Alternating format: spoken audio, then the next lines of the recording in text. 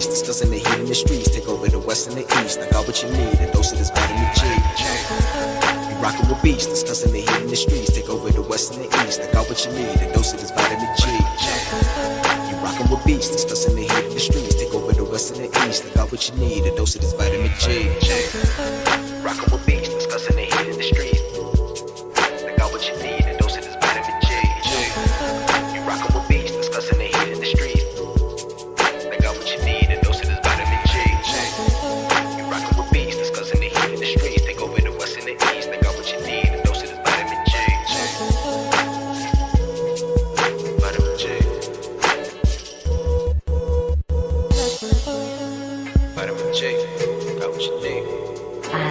On the outside, looking in, and I wanna be back on the inside. I don't wanna be left on the outside, all alone. Vitamin J, got what you need. Vitamin J, got what you need. All alone. Vitamin J. Discussing that heat in the street, and we got just what you need on Vitamin G. You rockin' with beats, discussing the heat in the streets, take over the west and the east. I got what you need, a dose of this vitamin G. You rockin' with beats, discussing the heat in the streets, take over the west and the east. I got what you need, a dose of this vitamin G. You rockin' with beats, discussing the heat in the streets, take over the west and the east. I got what you need, a dose of this vitamin G. Rockin' with beats, discussing the heat in the streets. I got what you need, a dose of this vitamin G. You rockin' with beats, discussing the heat in the streets. Got what you need, a dose of this vitamin G. You rockin' with beats, discussing the heat in the streets. Take over the west and the east. I got what you need, a dose of this vitamin G. Vitamin G.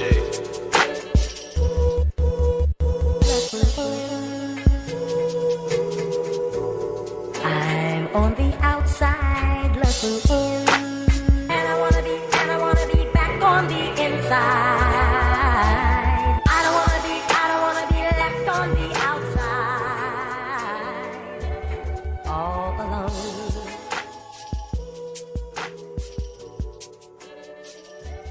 all alone.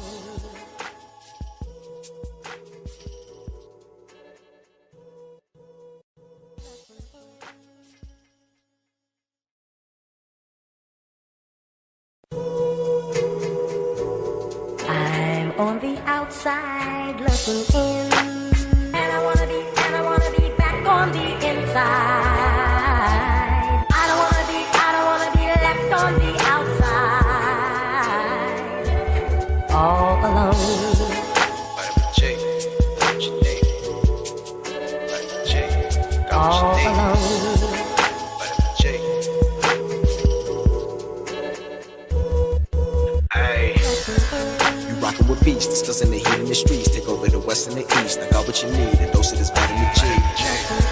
You rockin' with beats, discussing the heat in the streets, take over the west and the east. I got what you need, a dose of this vitamin G.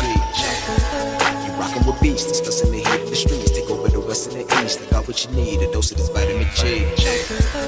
Rockin' with beats, discussing the heat in the streets. I got what you need, a dose of this vitamin G. You rockin' with beats, discussing the heat in the streets. I got what you need, a dose of this vitamin G. You rockin' with beats, discussing the heat in the streets. Take over the west and the east. I got what you need, a dose of this vitamin G. Vitamin G. Vitamin G. Got what you need.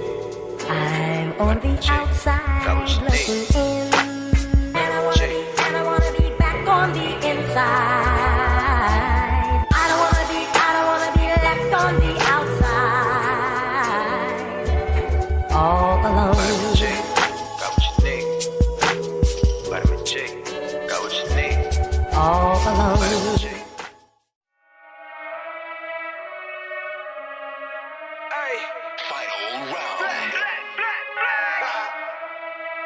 I already know how I'm coming, man. Yeah. Tryna run the town. Tell them no duck when they hear that sound. How they gon' come up now? Heavy as the head that'll wear that crown. I'm going pound for pound. And if it's about smoke, then we talk all of that. From an ounce to a pound. Take it, they biting this now. Cause my drip right up the seat. How could they be? Give me a couple of rounds. Cause I'm a beast when I'm on vitamin G. You see this start crumbling now. Mind struck, start mumbling now. Get the gist, I ain't reaching for cloud. Plot twist, I'm the one with the keys. Clock blitz, know they look how I freeze. Different continents, I be torn. We living life, making yours look boring. See, we win at the end, it's a spoiler warning. Cause I keep heating up, I might blow the whole planet. They calling me toxic like global warming. But they keep tuning in once again and again. I'm the one at the top, just to form a warning. Truly, I'm De Niro when it come to movies. Get De Niro, entertain the groupies. Habanero if you come pursue me. But I hop on the game, too busy rolled up whenever my girl getting moody. Link up with the gang, we all go insane. Catching them bills on the duty. I'm in Stixie, I'm locked in. Bought a box, I was like 10. Back then, used to box, nowadays they ain't throwing hands. Mama said we got more advanced. One thing about me, I adapt, bought a Glock fin. Keep me safe on the block in. The game kept me off the block. Ain't got flex about looting my Ruger. I can shit on you with my computer. See my graphics card cause more than your damn job can afford to pay you. And my monitor, big as hell, detail, so I can see when I spray you. Then reload the clip and record the clip. It's go all say to that SSD. Know a whole lot of trill game heads like me wanna see tune into that VGP.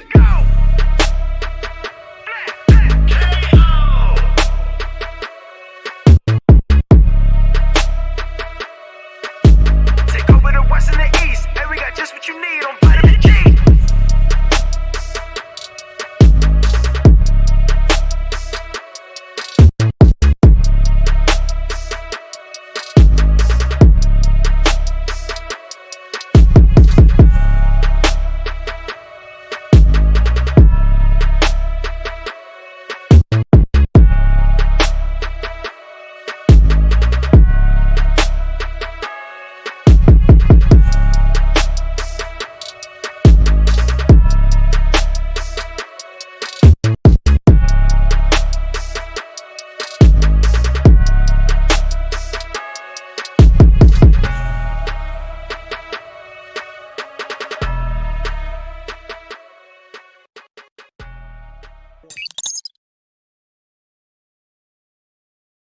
What's going on YouTube? It's your boy Dante Crisis back with another dose of your weekly vitamin G. Give me a moment. So yes, I just need to finish this with zero. So people who were in like the lowest year, like 4 years later, probably still would have been on the team. They would have just been in like the final year of their high school. I got you. That makes sense. But yeah, 10 years we've been winning the championship, and I joined in the last 2 years that I was in high school. Anyway, so yes, we're back with your weekly dose of vitamin G, and today we've actually got a number of topics, but most likely some of these are going to be flashes depending on how long Omar wants to talk. Hopefully you can all hear everybody today, because I actually checked the fucking audio before we began, because that shit was just awful last week. That was annoying. So first of all, let us get to the introductions. Zero, what have you been up to, my guy? How you doing? Oh, nothing much, man. I'm doing well. Good to be here as always. Did a lot of things. Mostly game-wise, still playing the same cast of characters. I think if within the next 2 weeks I should be able to finish Elden Ring, only to start it up once again so I can build my pure strength faith build. So I look forward to that. There seems to be a lot of that. Sorry to cut you off, but like, as someone who has played Dark Souls before, in yourself and myself, there seems to be a lot of weapons in this game that are, and Jubei has just joined us, so Jubei could elaborate on this because he's played other Souls games before. In this game, there seems to be a lot of like weapons that scale with like strength, faith, dexterity, arcane, and stuff like that than other Souls games.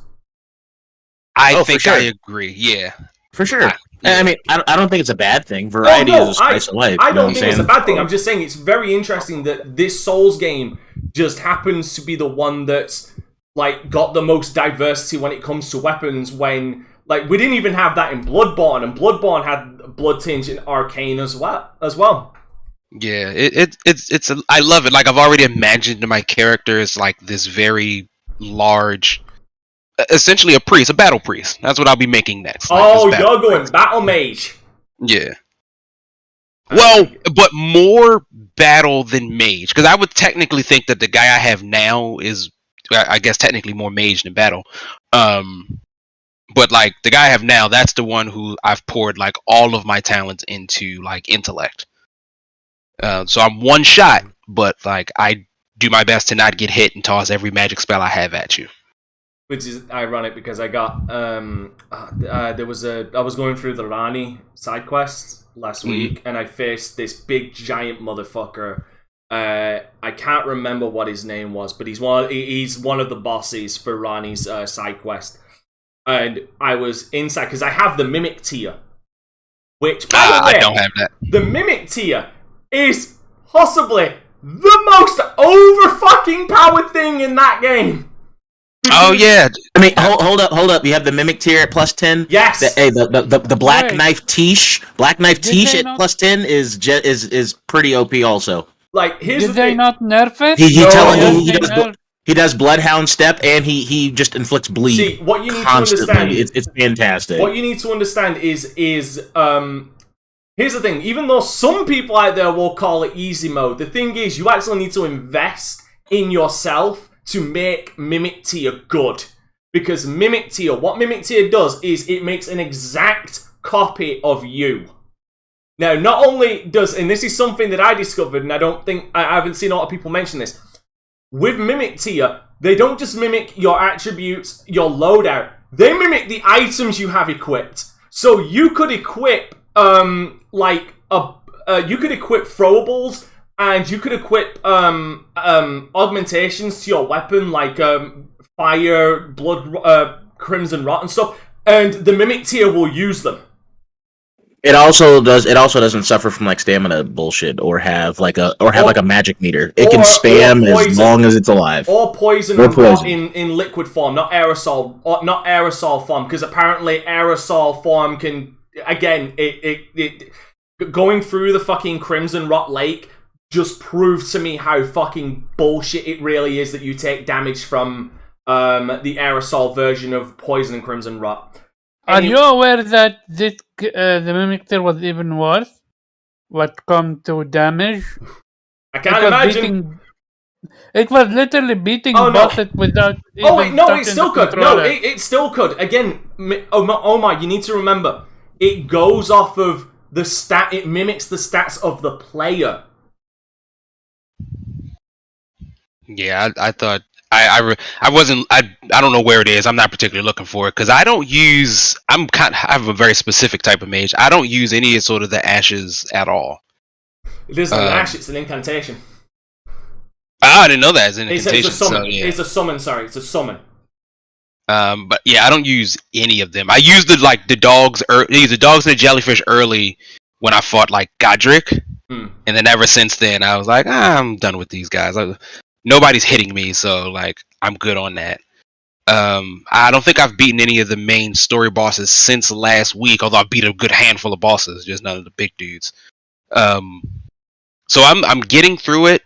Nobody Saves the World, which has turned out to be very fun. I really like it. It's very funny. I dig the art style. The transformations are awesome. And it's just kind of silly, so I'm having a good time with it. And pseudo gaming, but just nerd stuff. I finally saw the Batman. I've heard so like that. So, Nice. Nobody Saves the World 0. I was going to play it with you, but the issue is no one wants to play with Omar. There is no progression system if you're playing co-op. So you're not playing with your actual character, but a dummy. Is it only no progression for the person joining, or is it for both people? No, it's for the person joining. That kind of sucks because that game is pretty much bread and butter is progression. Like everything you do is supposed to be leveling up your character to get new skills or to unlock a new form. Exactly. So why the fuck is it even there to begin with? Yeah, that feels like an in-game thing to do. Like once you guys have gotten everything, then it's just like, I can do this, and I've mixed and matched and made my build and run through stuff. Huh? So I didn't know that. Interesting. Okay, I just heard a Sonic thing. Who was that? Oh no, it's not Sonic. That's my Pokemon. Mario. That's Pokemon level up. Sorry, it's Pokemon. Sorry, my bad. My apologies. Um, Professionalism. Sorry, you can turn my phone down. Professionalism. Again, otherwise, that's it. My quick thoughts on Batman. I really liked it. Stayed awake for the whole thing? I know it. That's the only thing I didn't run into. Like, people were like, "This is a long movie." I was like, "I don't know. It just didn't feel." It is 3 hours, but it felt like a good run through. It's just it doesn't feel it. Yeah, you that last hour. Kind of, yeah. I've heard the last hour. You do feel. I dozed off for a hot second, but I went and saw. I went and saw the last showing like right after work. So it was like, oh, you were tired. It wasn't right after work, but it was like after work. Dealt with the kids, got them in bed, went to the movie type thing. I gotta as someone who has seen it, I have to ask a question because we've talked Batman. We've talked Batman before. In fact, you were there when we talked Batman on my streams. Would you say this is possibly the best incarnation of the Riddler in quite a while? Yes. I love this Riddler. He's awesome. So awesome that, like, if you really pay attention to that movie, say for like the last 30 minutes, Batman doesn't do anything. He doesn't stop anything. He doesn't figure anything out. He's just there. Things happen and he reacts to it. But everything that happened would happen if you just removed Batman. And how do you feel of Robert Pattinson as Batman, and would you want to see him come back again? I need to see him as Bruce Wayne. He played no Bruce Wayne really in that movie. Yeah, he was no Bruce Wayne in that movie. This is an argument I've heard, but I feel like a lot of people like kind of go over the new, oversee the nuance of this. Like this is a Batman in like year 1, year 2. I would say he's year 2. Yeah, I believe he is. Well, no, he has been Batman for like 2 years, but they're going off of like Batman year 1, year 2. They've said this, so or more year 1. So Bruce hasn't actually found the way to divide like his emotions between his two personas yet. And that's part of what the movie is. There's a line at the very end of it, and I won't say anything like that, but that like is repeated throughout the movie, and then when this one person says it, like you can see Batman register something differently. And it's like, okay, we sort of got to switch things up here. As Batman, that's why I specifically said as Batman. How do you feel Robert Pattinson did? Oh, he's awesome. I like him as a Batman, and particularly like sort of angry. Like, good. I think he's awesome, but I think the problem with it is, and I've talked to FC about this a lot, my only issue with, like, the newer Batman is just that by default, he's a comic book character, right? Like, so he should be some level of fantastical. Mm-hmm. This guy's not necessarily fantastical. He's weird because he wears a bat suit, but, like, I don't believe this guy went off for years and trained with mystics and stuff. I don't know who trained him, maybe Alfred, but like Robert Pattinson's Batman does not give me that type of energy. I will say because this world doesn't give me that type of energy. The two things I will say this movie does really well that makes me believe this Batman is, one, Gotham is the shittiest place in the fucking world. Gotham's awesome. Like in this movie specifically, unlike a lot of other Gothams we've seen, from Tim Burton's to Christopher Nolan's, this Gotham feels like this is meant to be Gotham. Like, it is the worst place in the world. Like, it is the shithole of America. Like, no one wants to be here. We're stuck here. Do you know what I mean? Yeah. The other thing is, this Batman, if he didn't go off training to be a fighter, I feel like he definitely went off to be a he trained to be a detective. Which is something that's the good part. I really like, is the fact that this Batman is a fucking detective. He's known as the world's greatest detective. Yeah. And that's the fantastical part, right? Like, he's supposed to be able to like whoop ass with the best of them, but also be like the smartest person in the room, full of smartest people in the room. Yeah. And I don't think but the more real you make him, I think you lose that aspect. Like, I can't picture a Superman in this world. Because this world feels too real. Multiverse. It's just too real. Multiverse favorite, my man. Yeah, but I do love it. Like, it's a good movie. You should go watch it. It's an excellent detective story. Which is what they set out to do from the very beginning. Speaking of thinking is the smartest man in the room, Jube, you're the latest man in the room. Aside from Kofi, who's not here, what have you been up to, my man? Nothing. I was getting some streaming in today, playing some Master Duel. That's about it. Keeping it chill.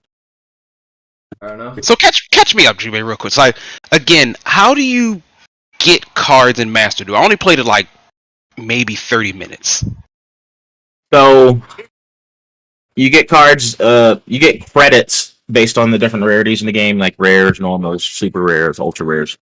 To get cards, you either get them out of packs or you can craft them using those credits I was talking about. So that's where you can convert other cards of that same rarity into credits and then spend those credits to get cards in that rarity type. Okay. Are there themed packs? Yes. Okay.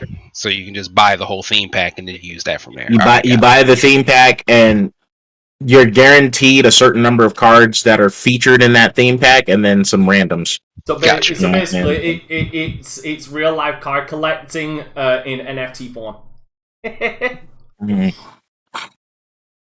Maybe. Because that's all card packs are, is loot boxes. That's true.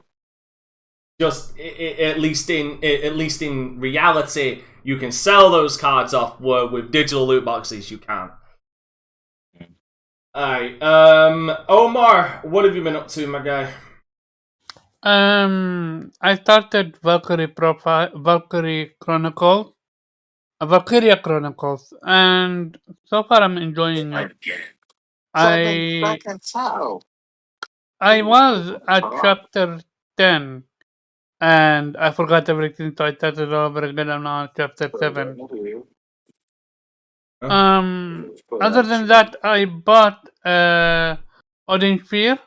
I can't wait to play that game, and also I bought another game called Monster Tamer. It's like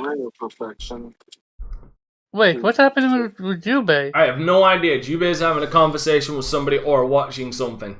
Yeah, he muted himself. It's a Pokemon game, but without the Pokemon, obviously. And instead of just fighting, there's also platforming aspect to it, which I'm excited to play. It's kind of like a Metroidvania, if I'm correct about that.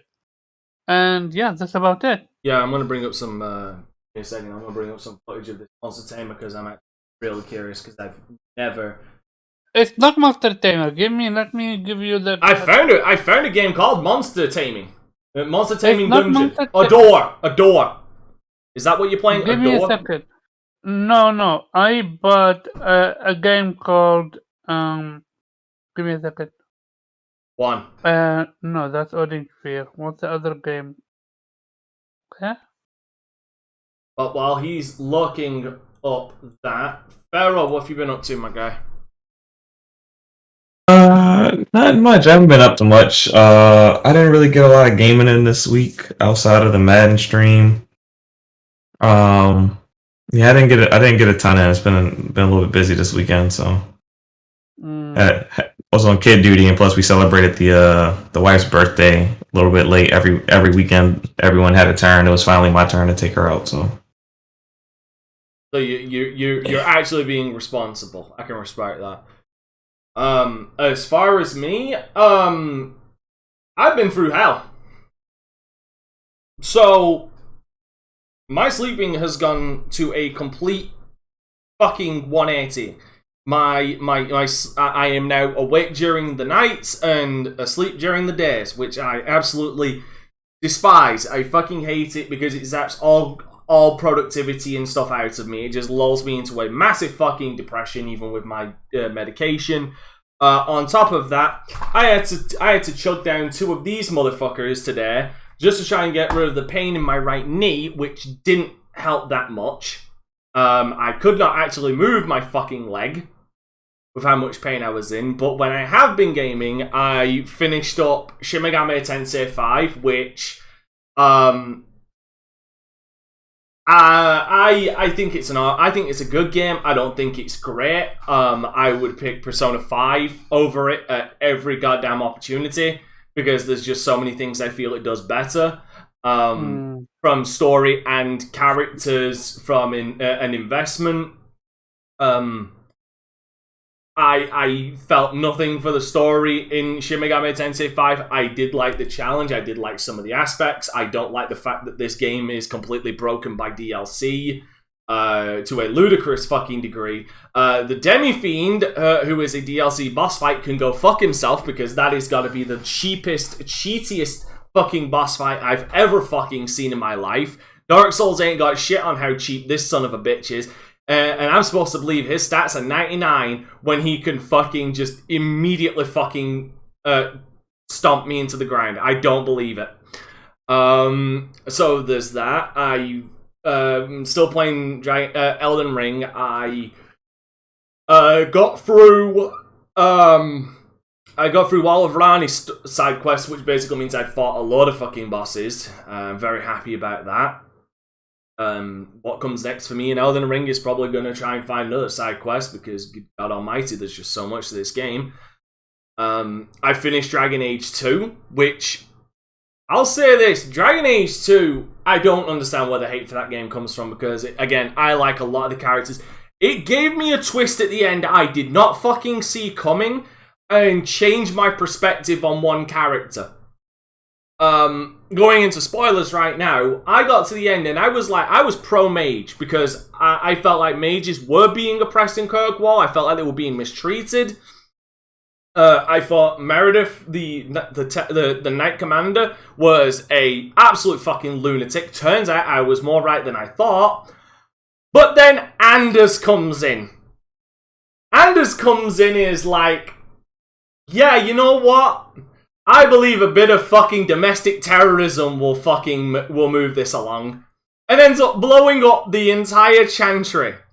And I'm just sat there, fucking slap-jawed, like, just my jaw hit the floor, went through, and I'm currently thinking somewhere in fucking Australia, my jaw is still there. Because I was like, wow, I did not see this coming. You have even though I still support mages, you just took this to a certain fucking area I didn't want it to go. You have started a fucking war in the worst possible way. So yeah, the game actually had stakes. The ending was really fucking good. I just don't understand where this game gets all its hate. I think it's a lot of nostalgia glasses for Dragon Age Origin, which, again, I think is fantastic. I think Dragon Age Origin is great. I love the story. I love the characters. The gameplay is great, but like the difficulty in that game is peaks and fucking valleys of ridiculousness. Where it feels like Dragon Age 2 tried to balance that out. They limited the map, which is good and bad. They definitely fucking sorted the difficulty curve, which is good. But yeah, I just don't understand where the hate comes from. Now, I'm doing Dragon Age Inquisition in my free time, because I just want to see where this goes. Like, I'm invested now in Dragon Age. I'm even doing a comprehensive dialogue playthrough. I'm currently playing an elf mage, because why the fuck not? It's been fun watching everybody's reactions that the Inquisitor is a fucking knife eater, so that's been a lot of fun to watch people's reactions. But this game definitely has fucking stakes and as well, which I appreciate. Again, it seems like Dragon Age is same with Mass Effect. It seems like BioWare, even up to Inquisition, was able to write good characters, because I like all of these characters that are showing up. One of my favorites is Iron Bull and the Chargers. And if I didn't know Freddie Prinze Jr. had voiced Iron Bull beforehand, I wouldn't have thought that was him. He does a fucking great job. Aside from that, not really much else, because my knee and my sleeping, as you can tell, has been completely just ruining all productivity. And I'm just trying to get my life back on track. And I'm hoping that I can get this scan on my knee to find out what's wrong sooner rather than goddamn later. And speaking of sooner rather than later, first piece of news, ladies and gentlemen, God of War is coming out in 2022. This has now been officially guaranteed. It's been put out there. There is no going back. There's no backsies on this one. It's been officially stated. Ragnarok will be coming. Bruno, I can't read that. Confirmed that God of War was to arrive in 2022. The message was shared through his Twitter account. The developer followed the Cory Barlog speech to honor the 4 years of God of War. He claimed he calmed the fan after a possible delay in the development of the title. Several fans were speculating for a definite delay due to lack of novelties and trailers for the game that has 8 months to come in 2022. Ragnarok is coming this year, according to his official Twitter back in March 20th of this year. Barlog has been teaching the first day since the last Wednesday, 20th, so that there is no material to show the fans is a bit controversial, but at the moment the game could be very close, although it's possible. It's probably marketing. PlayStation isn't ready to advertise the game since the director's post was postponed. Bruno was teased about the release window of Ragnarok and it decided to go for a few days before the studio he took. My god, the grammar on this is fucking awful. It is worth remembering that God of War was originally scheduled for 2021. Nobody confirmed the match that at the PlayStation 5 release, we now receive a 21st... My god, this fucking grammar is awful! 21st label. Everyone can't be English, man. You're probably not. GameNews24.com. Anyway, I mean, with a name like that, you'd think it would be. Either that or the Reds is shit. Even though it appears that the game was not yet coming last year, the game was as exciting as Horizon Forbidden West. Sony has, however, decided to delay launch, but issues involving the COVID-19 pandemic cost several $1,000s since then. The devs keep enhancing the new window. In this way, we get a confirmation in 2020's launch. The game is going to hit with PlayStation 5, PlayStation 4 and PlayStation 5. That's just bad grammar. Is going to hit with... What the fuck is God of War? Is Kratos going to be coming out and instead of the Blades of Chaos, it's just two fucking hilts with a PlayStation 4 and PlayStation 5 on it? He's going to beat me to death with it? That would be awesome. Someone needs to already be making that mod. That mod, instead of the Blades of Chaos, it's a PlayStation 4 and PlayStation 5. Alright, so I mean, essentially there's no real... There's no real discussion here. We knew it wasn't going to come out in 2021. A lot of people said that except Omar, because Omar still is a true believer. But a few people did think it was going to get delayed till 2023. But this has officially made it to where there is no backdoor for them. It needs to come out this year in spectacular fucking quality and fashion. Otherwise, they are going to get raked over hot coals. Zero, what do you think? I guess my first thought would just be, I wonder what's the holdup. It seems though I imagine the game's been development for quite some time. I know that the pandemic, pushed everything back, but initially, I guess the idea was that it was supposed to come in 2021 anyway. And I respect them at least getting up there and saying, "Hey, I don't got nothing to show just yet, but it's coming," so that's fair. I got no issue with it. But I'm just curious. I'm just wonder, are they retooling things? Is it a situation where they wanted to rework some stuff that probably didn't really work out when they got a second glance at it? Is it a switch in kind of key elements to the story? I wouldn't mind knowing more about what's coming next for Kratos and Atreus. But I don't think we're going to be getting that anytime soon. My best guess is that this comes out sometime. It has to be the fall.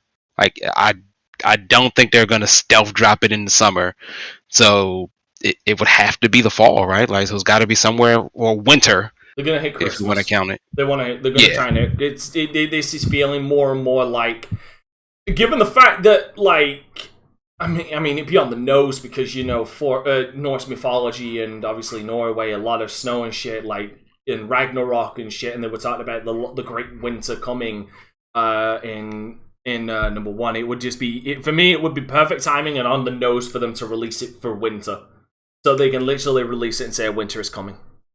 And I guess that would make the most sense. It'll be a good way for PlayStation to wrap up the year. Because I believe across the board, like, it's getting kind of dry. At least that's what I see on Twitter. Getting kind of dry from the AAA perspective. Like, I think all the hot AAAs have come out, and then I don't think we get a lot more until maybe like July or something. Probably. I'll need to check the release schedule for that. Yeah. So, you know, I'm not too worried about it. God of War will come when it comes. I would just like to know more about what's going on with the story itself. I'm just very curious. See, for me, like, this to me is where transparency is key. Like, I've said before, a lot of games that came out and then turned out shit, then blaming COVID for it. For me, the example for the ultimate example for me would be the 13 remake. Like, when that came out, they said the reason the game came out in the state it was is because of COVID, and I immediately called bullshit, because it was like, first of all, you delayed the game already. You've delayed the game multiple times before. Then you delayed it after COVID happened and the lockdowns happened. But then you delayed it again, and it still came out shit. See, for me, I believe in the scenario. I would believe the scenario if they came out and said. And again, this comes into the transparency thing. If they said, we were planning a 2021 release date, that was the original goal. Like, release with the PlayStation 5, that was the goal. But when COVID hit, and the lockdowns happened, and everybody had to start working from home, the adaptation to working from a studio to working at home was a lot more difficult than we anticipated. So a lot of productivity was lost. And we had to try and make that up without crunching, so we had to delay. Do you know what I mean? I would believe that if they said that, but they'll never say that. They'll never be that transparent with the behind the scenes of making games, unfortunately. But if I was to believe one scenario that could happen, it would probably be that. I think it's a pseudo unspoken rule that at least for the 2020-2021 era, that's fair to, even if they don't say it, because other people have said it. Like, I think we all understand, like, the world effectively shut down for a while and nobody really knew how to do that and deal with that. My only thing where at least I give a side eye to Sony Santa Monica here is, like, since then, your competitors and some would call your equals have all been able to put out sort of their big deal games. But okay, now here's where I would go into. This is where my Omar shows in defense. How many of those games released in really bad states, though? Would say not. Well, I guess your mileage may vary, right? Like, as far as I understand, Horizon didn't. I know Elden Ring has problems, but for the most part, Horizon got delayed, and Horizon's been in development longer than God of War, to my remembrance. Right, which I imagine. And what the Last of Us probably doesn't count, since that was 2020. Yeah, that was in development before. But even if we look at third-party games, like, a lot of third-party games that were being developed through COVID as well, like, they did not come out in the best goddamn condition. Like, they did not come out with the best content. Like, I mean, not to rag on it, but like, I'd imagine this might also be a deciding factor on lack of content, is the Halo Infinite multiplayer. Halo would be one. I would say that was definitely affected by it, but like the fact that they even delayed it but still came out with as little content. For me, this comes down to a possible quality assurance. Like, would we want to delay it to the point where we know we can try and, like, iron out every nook and cranny as possible? But if it comes out in a really bad state, then obviously this is not what I'm saying is completely irrelevant anyway. But like for me, if you look at a lot of the games that came out in that period of COVID, when you say your competitors beat you out, a lot of these games either came out before the lockdown, but if they came out during the lockdown or had to do development through the lockdown, they didn't come out in the best condition. I mean, God, Call of Duty Cold War did not come out in the best condition at all. Neither did Battlefield 2042 didn't. Vanguard didn't either. How many? I can literally say Tiny Tina didn't even come out in a good state. And this game is literally released after the pandemic. Well, after the pandemic. It's like the pandemic really have done big numbers on the But it was being gaming developed. industry. It was being developed through the pandemic. Is my point. Like games that Yeah. were being developed through the pandemic or were delayed due to pandemic, but then kind of in a way rushed out, didn't come out in at all the best shape. Well, and Returnal, fuck, I'll say it. Returnal didn't. But true. But then, like, I think like Deathloop, Metroid okay. Dread, Okay, Forza Horizon No, 5. Deathloop came out broken. If you Deathloop. look at I'm how sorry. broken- I'm sorry. Deathloop. As much as I will give that game credit for its narrative and its characters, because again, I really fucking love the characters in that game. That game did not come out in a really good polished state whatsoever, especially if you put it up to Arcane Studios' previous works like Prey. It really did not. Especially the AI was so bad. Guardians of the Galaxy. Guardian, I never played it day one, so I can't comment on that. Scarlet Nexus. Oh, that came out with problems. I neither. Oh, it didn't. I That shit was play great. day I've one, so heard I it also different. comment I mean, on I heard that. I heard they patched it very quick, but I heard it came out with some problems. And then part of I this, didn't like, have it. I would even To call be it fair- called, like what's the name of that game? The Final Fantasy Origin. It's like Zero. COVID have really hit the industry harder than we have expected. I mean, again, I hear that, and I'm not, and so some of these games I'm just naming. I'm not actually comparing them because I don't think they're necessarily equals to God of War. But No, I'm talking. let me just I'm talking about state of release and like Yeah, they should let have me been just- delayed. Sorry. let me lean on some of like the Nintendo things, where like Kirby and the Forgotten Lands or Pokemon Arceus. I won't count Brilliant Diamond, Shining Pearls. That's just a remake of the same thing. Should I move that goalpost for you? Shin Megami. I know you don't particularly like it. I do but- like it. I do like I mean, it. I just think it's I got know you're not problems. Yeah, like, you know, it's like Psychonauts 2. Like I'm not saying you're wrong. I'm just saying, like, while the pandemic did hit a lot of companies hard. No. Okay, now you're misconstruing what I'm saying. Like, a lot of these games did get delayed. Here's the thing, you're misconstruing what I'm saying. I'm not saying that every game came out bad. I'm talking about, like, during the pandemic, it seems like a lot of companies tried to rush out their games, but the ones that delayed it even further than what people would argue would be necessary actually came out in good conditions, and Psychonauts 2 is one of those. Like, it did get delayed due to pandemic, and they gave themselves breathing room. Right. That's what I'm saying. I'm saying ones that were rushed out to, or ones that were developed during the pandemic, but were kind of not necessarily cobbled together, but they basically tried to brute force their way through working at home instead of trying to truly adapt to it. Right. So, you know, again, no disrespect towards God of War and the team. I have that pretty much zero doubts the game won't be fantastic. I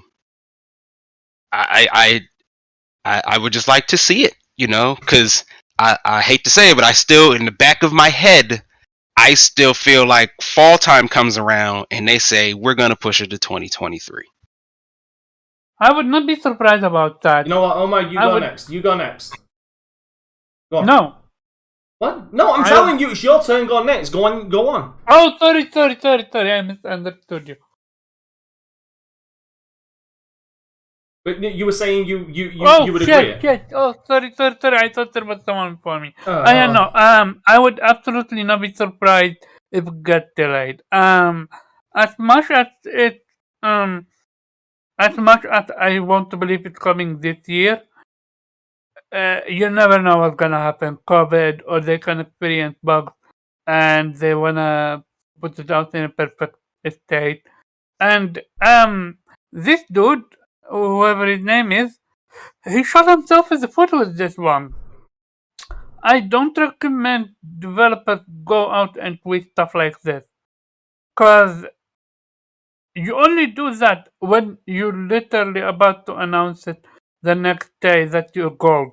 Even then, even when they announce it on Twitter that their game have gone gold, that doesn't mean have gone gold. It have literally they still cranking up and working and stuff like that.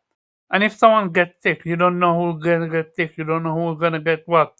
So I am patient for the God of War Ragnarok gameplay review, not review, but like, but as for if the game is gonna come out this year, I would absolutely not be surprised if it comes out next year, and I would rather have them perfect it and release it in a perfect state than release it broken. I'm officially putting a ban on the word perfect when it comes to games. I'm now going to establish the rule that you need to use the word polish.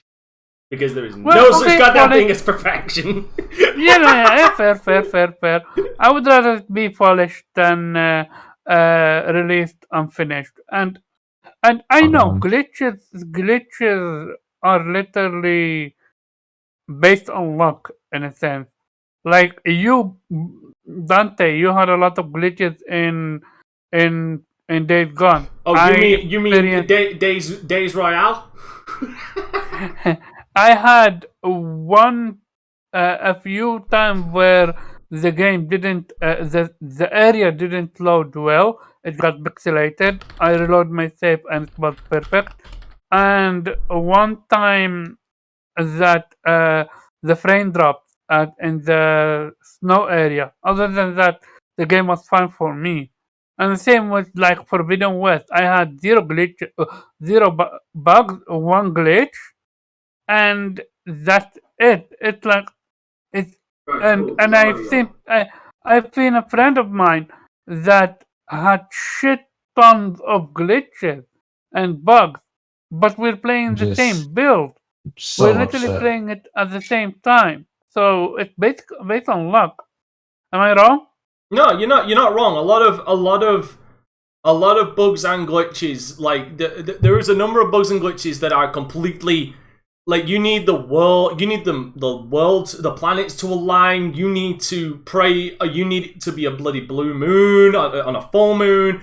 You need to have won the lottery that day for certain bugs to happen. Definitely. There are definitely certain bugs that QA testers just can't account for. Like this one, I'm going to show this one because fuck, this is still the funniest fucking thing I actually experienced during Days Gone because like what the fuck, like this one though comes down to this is one of those that they should have. This comes down to a hardware problem. This comes down to a loading problem. This isn't a bug. This is something that should have been noticeable, especially with this happening. Still funny to this day. But no, you are correct. At the very end, I want to say, how do you? When is a game polished? When is a game is not polished? Because at the very end, you're gonna have people experience issues, and also you need game by game is different. Like for example, an open world game is way difficult to manage compared a game that is corridor based or something like that. See, when a game is polished to me, I effectively think I'm not going to experience any game breaking bugs. I'm not gonna it's not going to soft lock me or hard lock or blue screen my PC. I'm not going. The frame rate is stable. Like, I'm not going to experience any significant drops. Maybe 1 or 2 here if there's something of, like, I'm just loading in as many goddamn fucking enemies as possible in one location that's highly intensive. But if I'm in an arena, or we'll use Returnal for example.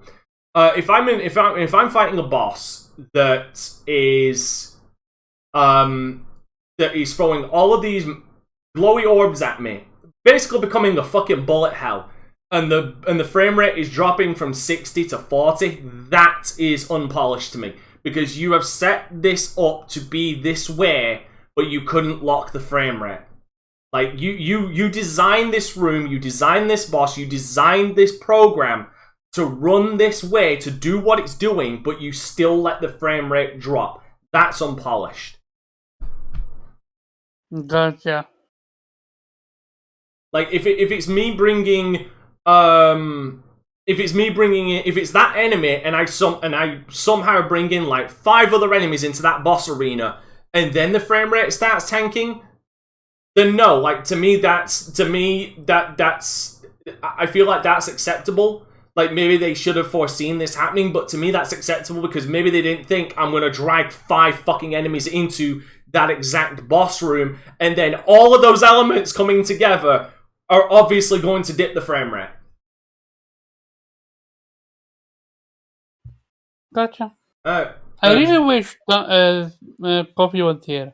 I've been curious about his opinion about this one. Actually, okay, here's the thing. God of War 2018, we've all played that. The first boss fight with the big giant troll. When you're fighting him, I'm certain smaller enemies show up. If the fight with him and the enemies that spawn around him lowered the frame rate, that would be unpolished, as an example.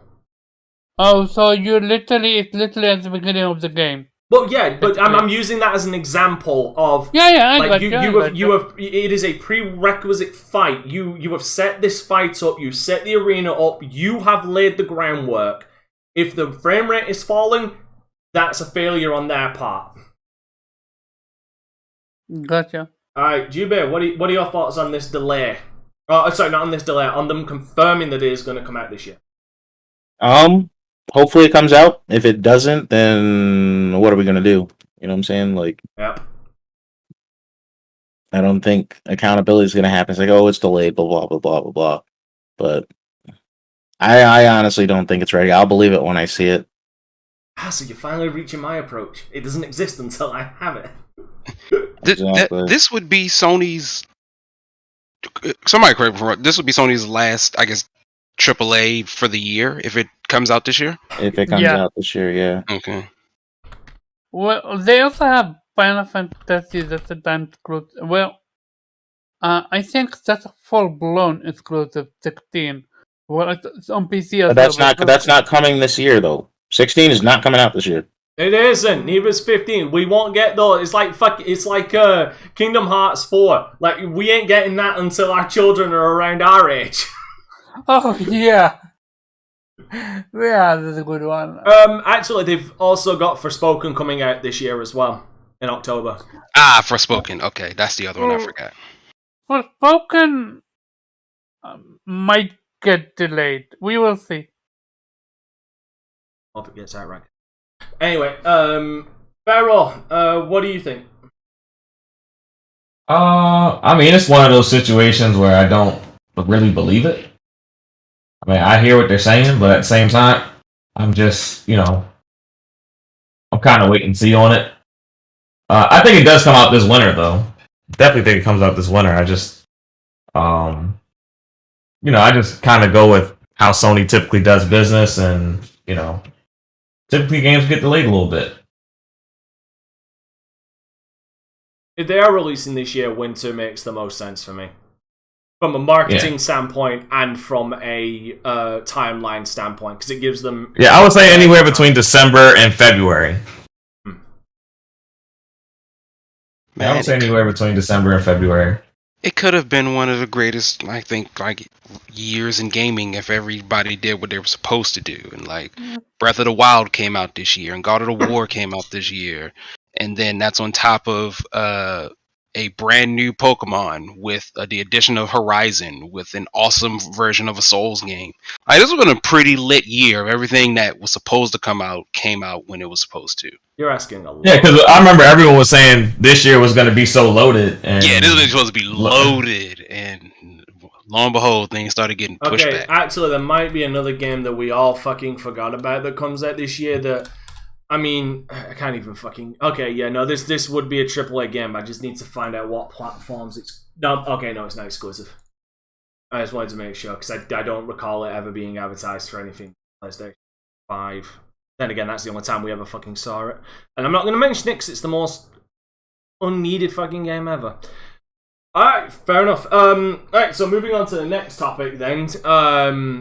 So, Xbox is hiring people for an acquisitions branch.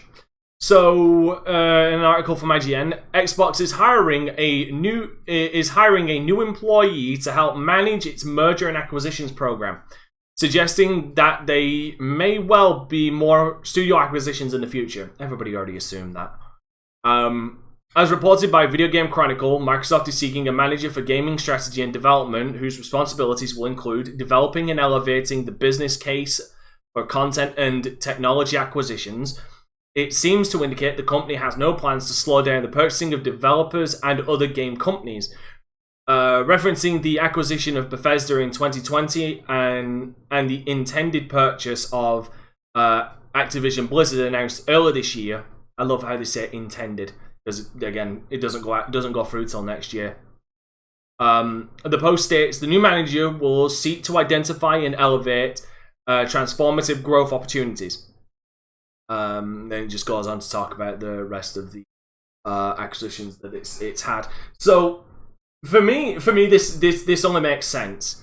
How long this position stays open is beyond me, because there's only so much you can buy. But I think that's also why there's the secondary title to that, is the developing and elevating the business case and content and technology acquisitions.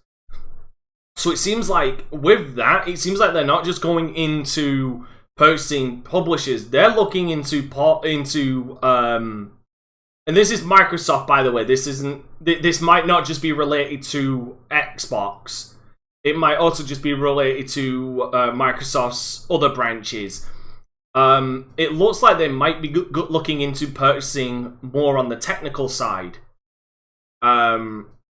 Maybe, I mean, for all we know, they could possibly purchase a GPU manufacturer or something like that, or other tech, and possibly maybe they would purchase what's called Netflix.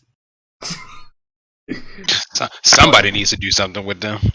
You never know. Like, but this is. Well, I mean, Elon Musk is already only just gone and bought fucking Twitter, so God knows what's going to happen. This is nothing new. Every company is doing that. Let me finish. Yeah, go ahead. Because for me, this could possibly be an indication to me of Microsoft trying to go fully in-house. What do you mean? Right, so here's the thing. There's a lot of things that Microsoft still go to other companies through contractors to do for them. Like, for example, the GPU that they use is still an AMD product. Right? The architecture itself is still very AMD product. What I could see this, considering they specifically mention technology acquisitions. Now, technology is a broad spectrum, but it feels like they're gearing up to possibly go fully in-house. Like, build this shit ourselves so we have full control. Like, we own the GPU, because it's not like other people haven't tried to get into the GPU market. Intel tried. Yes, still do, but I mean, I think you see my point. Maybe it's not that. Maybe it's just they're looking for hardware for their software. But yeah, for me, I'm not focusing on this. For me, the big thing is for this is not that they're purchasing, that they're gearing up to purchase other companies, other game publishers or developers. I'm more interested in what else have they got their eyes on purchasing outside of that sphere. That's what's more interesting to me. Well, Jube, what do you think? I definitely think it's interesting. I like your point about talking like GPUs and stuff like that. I think they're just more so just trying to kind of get their hands in more pots. I think that's kind of the Activision deal in a nutshell. Also, you know what I'm saying? Like Microsoft, they can't touch the mobile market themselves. You know, they tried and they failed with their shitty phones. Thank you. But Hey, but bro. people have said people turn around and Windows said they Phone is still bums. make. Yeah, but The Windows Phone was okay. but hold on, Jube. What are you talking about? People here turn around and say that they could just do it. Doesn't matter if they fail or succeed. It's just because they can. Yeah, that's true. Still trash though. The tiles function was pretty genius, and then they didn't do anything with Windows 8 suck dick. It did. So does Windows fucking 11 at certain points. I've had no issues since I downgraded back to Windows fucking 10. Fix your OS. I don't have any issues on 11, so I don't know what to tell you, brother. I had a lot of fucking issues when it came to gaming on that fucking OS. Not a one. Lucky fucking you. Please continue. Yeah. I just need more information on that. I need to know exactly what they're trying to do. I said it's interesting, but if they don't really do anything noteworthy of it, like, does it really matter? And even what you said, this might not be an Xbox specific thing. This could just be Microsoft, like, as a big entity, just trying to, you know, expand its market reach and the other ventures. Yeah. Because the wording definitely makes it seem like it's an all business thing, developing and elevating the business case for content and technological acquisitions. Right. So hell, fuck, maybe they are going to buy Netflix, and maybe Netflix is going to be built into every single fucking Windows application now. I hope they don't buy Netflix. Yeah. Better than their... I don't know. For me, it would be better than giving their shit to fucking Paramount and then Paramount fucking up an entire goddamn fucking series people have been waiting, like, what, fucking 10 years for? Yep. They announced that fucking Halo show, that Halo movie TV show back when the fucking Xbox One was first fucking revealed. We've waited that damn long. You are not wrong, sir. And we got that trash. I mean, it's not that bad. Stop. I didn't listen. I wanted to see, like it's better than what people say it is. I wanted to see Master Chief's face first before I saw his cheeks. Thank you very much. And the first thing I saw of Master Chief was his cheeks. That's not the money maker. You get people in with that, and then you can that's not the money maker. Oh god, that's how you get them in. Do I need to bring up a picture of Master Chief's ass just to prove my point? I mean, it sucks because I like that actor.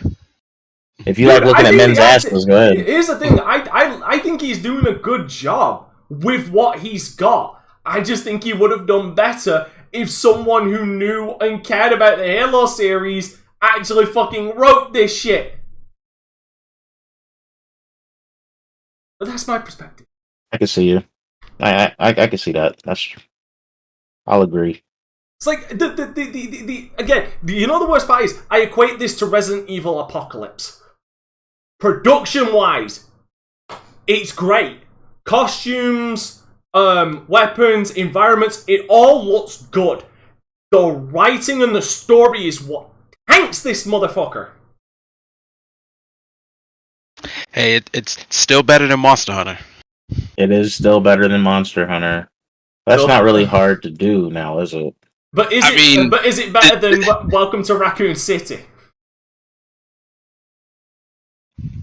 See, I'm a really big Monster Hunter fan, so the only saving grace for that movie is that whoever made it at least was very interested by the character, the monster design. So like they spent their entire budget making the monsters look as real as possible.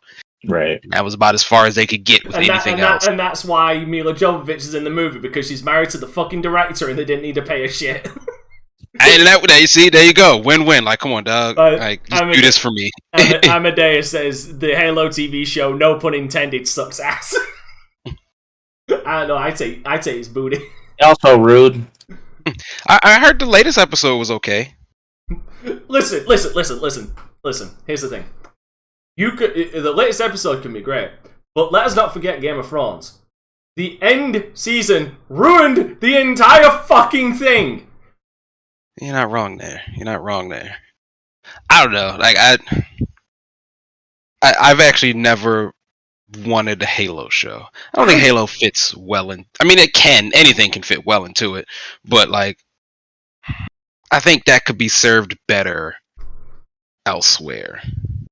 Again, I don't know. Like Microsoft owns them. Like Perfect Dark, I think would be a much better show. Yeah, well, maybe, but you'd need to work that in. All right, Pharaoh, what are your thoughts on this? I think them adding to their acquisition team, I think they're looking to add something that's not currently there. You know, I mean, that's kind of like the Netflix dumbest thing to say, but no, I don't know if it's I don't know if they're looking for movies or anything like that. Maybe they're looking to acquire different types of studios in different regions. You know, maybe it's different laws that they have to abide by to acquire certain studios. Maybe they want a Chinese studio or a studio in Korea, or like I don't know like exactly what they're hiring. So I was just gonna ask, like, do you think they could Microsoft be responsible for bringing over things like outside of just the China Hero Project, like the Sun Wukongs of the world and all those games that seem to just get developed over there or trying to get developed over there that just never see the light of day here? Maybe, but that would involve them getting in bed with the Chinese government. Well, maybe more South Korean and. But I'm saying, like, yeah, like I think that this could be a case of them, just going after new types of studios.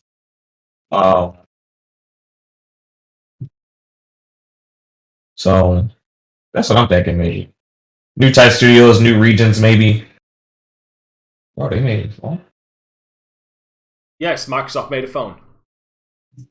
Yeah. So yeah, I mean that's kind of what I'm thinking. I mean, the Microsoft phone was kind of fire. They had that one 46 megapixel camera or whatever, something like that. That was like the first professional phone camera or whatever. Like I said, I thought it was okay. I never owned one, but I had a couple people who did own one. Granted, the Pixel is just the better version of, I think, what the Microsoft phone tried to be. So Google just eventually did it better, but it was alright. But like the Windows phone was the era of the what's that Samsung brand? It's like the S2 or S4. And I think because either the S4 or the S5 was like a top tier phone that like nobody could compete with, and the rise of the iPhone as well.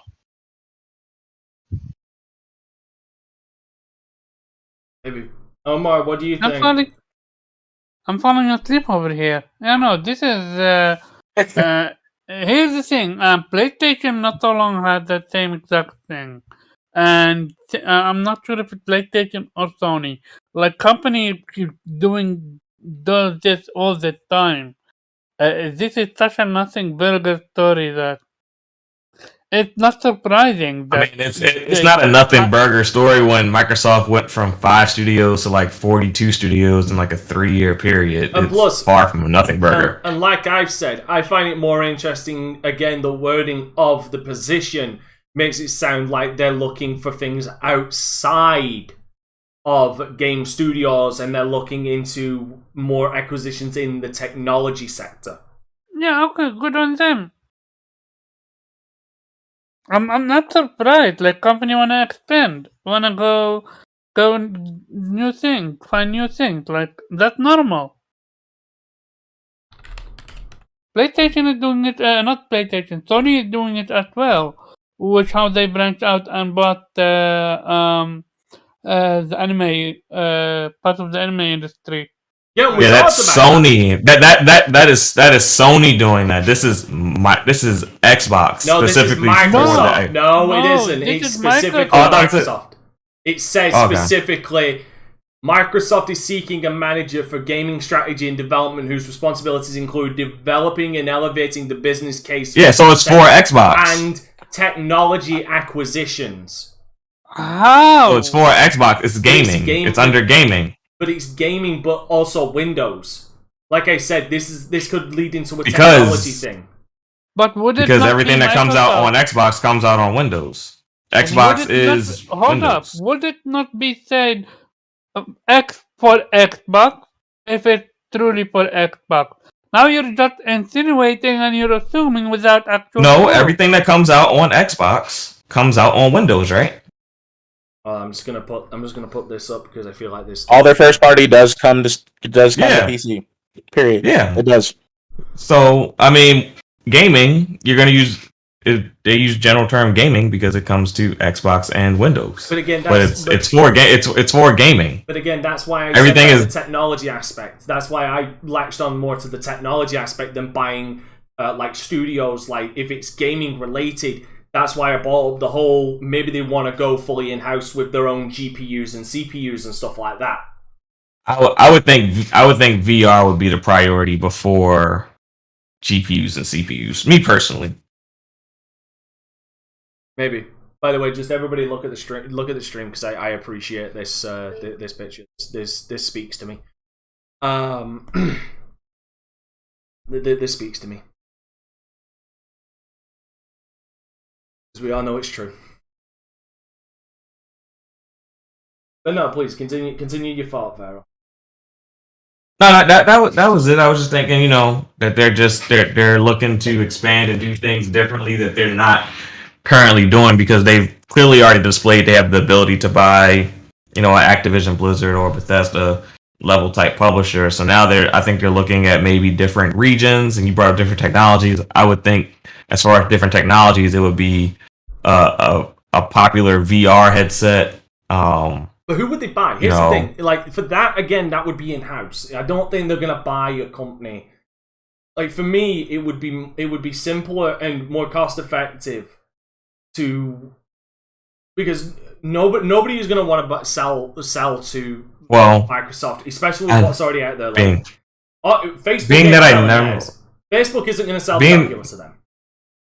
Being that I never thought that Activision Blizzard would happen, maybe Steam, maybe they buy Valve. It's outrageous, but so was Activision Blizzard 6 months ago. That was outrageous. That one I would have believed more than Valve. Like I've said that Valve could be a purchasable thing, but I still find that as like a point percentage. Well, you fixed the PC Game Pass issue, and you get access to a store that people love. I ain't going. No, fuck the Windows Store. Oh, you mean? No, I'm talking Steam. Yeah. You get He's definitely talking about Steam.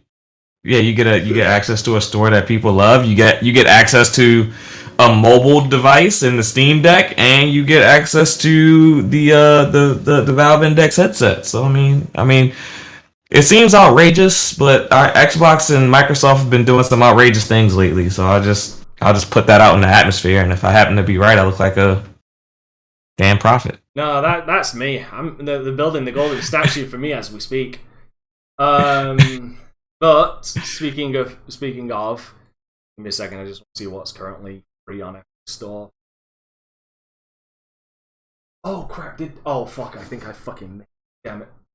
And that is another thing. These companies each follow each other no matter what we say. Like all these companies, PlayStation follows Xbox, Xbox follows PlayStation. PlayStation bought into the Epic Store. Who's to say Microsoft won't buy into Steam? It's just we'll have possible. to see. We'll have to see. But speaking of seeing, Ubisoft is reportedly going for sale. Now, to burst everybody's fucking bubble, before this becomes one of those topics, and I will bring this up. The article. A new report claims private equity firms are eyeing up the acquisition of Ubisoft.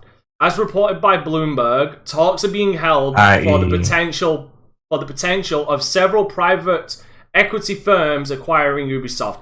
Talks apparently early on, but include the private equity firm of Blackstone Inc., the KKR and Co., and several current and former Ubisoft developers told Kotaku they believe the company will entirely be sold. This is according to the developers Kotaku spoke to. That Kotaku spoke to. Find out. I can remember where I am. Yep. Due to the flagging stock price at Ubisoft over the last year or so, additionally, Kotaku reports that Ubisoft has been auditing various parts of the business for several outside consultancy firms. And while this is standard practice for any business, Kotaku source claims this is a preparation for an acquisition.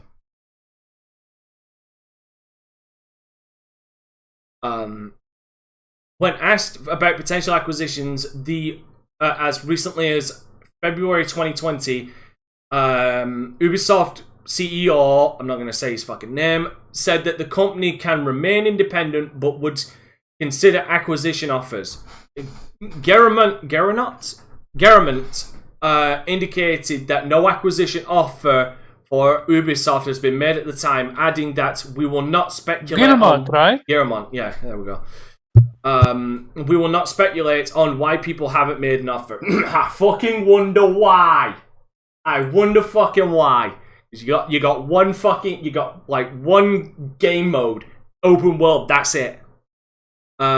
This all comes on the heels of major consolidations around the game industry over the past years. The entire thing being kicked off by Microsoft blockbuster acquisition of Bethesda. Microsoft then acquired Activision Blizzard after earlier this year, although the deal is yet to be reviewed and given the green light by the US government. Shortly after that, Sony acquired Bungie, having previously purchased a number of smaller studios in which they had ongoing relationships with. All the major deals happening, it's no surprise Ubisoft was one of the last big development outlets without a significant first-party attachment has been the subject of acquisition rumors and reports. So yeah, here's the thing. It's looking unlikely by the wording of this, considering they specifically say private equity firms that that Sony or Microsoft are in these talks, unless they are going through third-party channels. I could see someone trying to set a deal, more so Microsoft, if the money is right and if they can outbid these private equity firms. But I feel like they seem to have their mind set on, if they are for sale, they're sale to private equities, not public exchanged companies like Microsoft or Sony. Now explain it for me at the fine too. What does that mean? Okay, so basically, private equity firms are companies that are owned by a singular entity or a conglomeration of people, but they're not entirely affected by the stock market, to my knowledge.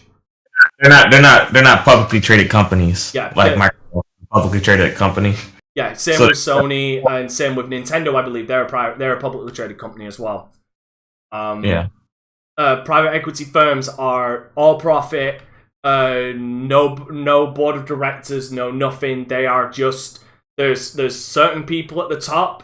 Maybe it's a bunch. Maybe it's like a round table. Maybe it's a fucking. Yeah, they can still have a board, but it's they all own shares privately in the company rather than people buying them on the stock market.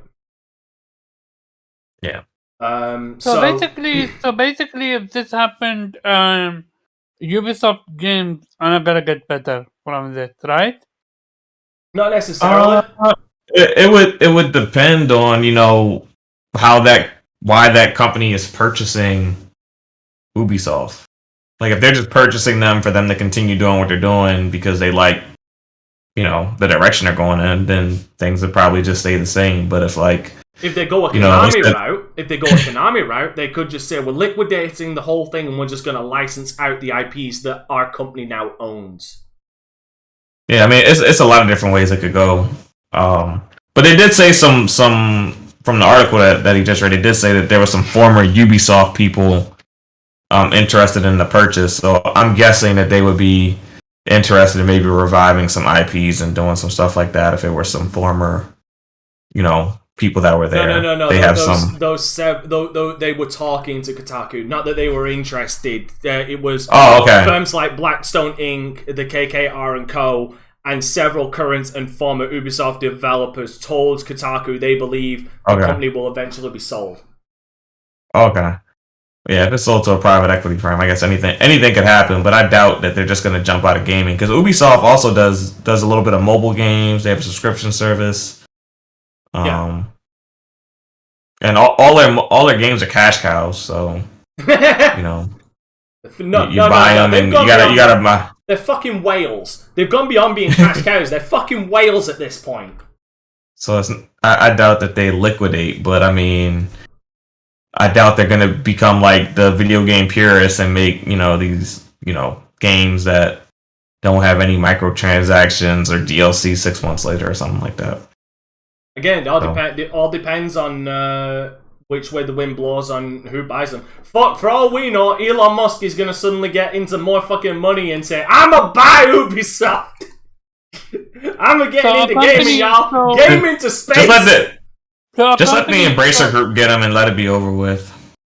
So a company like Nintendo can't buy them because they are not private company? Yes. It's not that they can't. They're just not in the rumors. It seems like Ubisoft is more interested in being purchased by a private equity than a publicly traded company, because here's the thing, there are certain scrutinies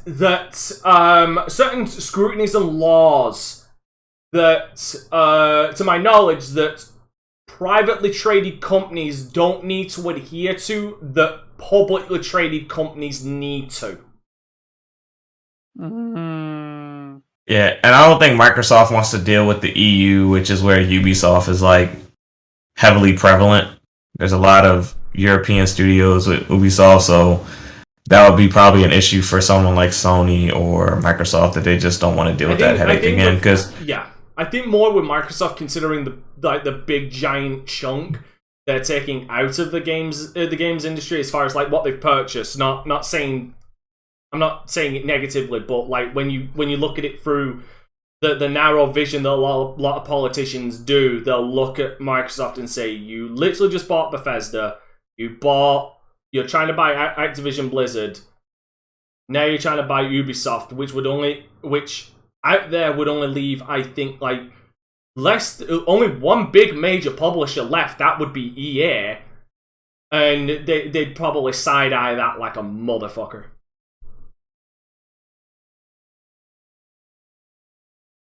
At least someone who lives in the EU, like knowing how some of them think, they'd side eye that. But I mean, once this deal goes through, though, once this Activision Blizzard deal goes through, they're most likely going after another publicly traded publisher, because there's not that many private publishers left. No, the only one off the top of my head that I can think of is CD Projekt Red. Yes, but they're government owned. No. I thought a portion of them were government owned. The government. No. Due to Polish laws, they get a check from the government. Okay. I don't think they're owned by the government. I think it's under Polish law. They get a check from the government. Okay. I'll look into that while I get Jube's thoughts on this, knowing how much of a big Ubisoft fan he is.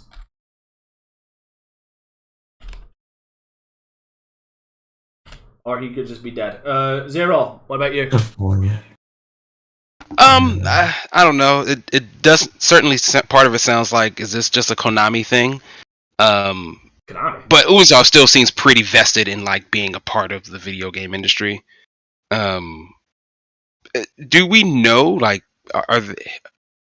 they're doing bad, right? Like I guess they're doing okay. That's fucking subjective because the rumor mill on the rumor mill on why these purchases are going through on why this purchase might be on the table is because of a number of game delays.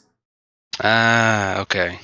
Like not enough product is being pushed out of the door. Like So what's the issue with game delays? The fact that game delays cost money, Omar. Yeah, it's not like it's not like Sony where you have a store and any game that sells on your store you get 30% of. Like if a developer doesn't push a game out, they don't make money. They don't eat. I mean you got your games catalog, but you make money off of new sales. If you were making so much money off of old sales, you wouldn't be making a ton of new games. Like look at Rockstar. They make so much money off of Grand Theft Auto 5 that they don't waste time. Yeah. They don't waste time pumping out a bunch of games because they're making money hand over fist, which is one. And games that they have put out have not really. In the last 2 years, a number of games that they've put out have not necessarily set the world afire. I mean, Valhalla came out how many fucking years ago now? Was that 2 years ago? Okay. They're still chugging along Rainbow Six Siege. I guarantee you that's still making the money with battle passes, but you know that's still currently locked to There's previous also Division. gen. The Division makes them no fucking money. I'm guaranteeing you right now the Division 2 makes them no fucking money. That game's been dead since... When the fuck did the Division 2 come out? Like in 2016 was that one. 2018, 2019 is when that came out. Far Cry 6, I'm sure, bought them in a lot of money. I guarantee you Rainbow Six Extraction didn't bring them in any fucking money because that game was not received well. 2019 So basically was they're Division 2. hemorrhaging money. From the outside looking in, it seems like they're not pushing out a lot of products. And then we've obviously got games that have still been delayed. One of the biggest ones being Beyond Good and Evil 2. But is that not the same thing with what's called Square Enix?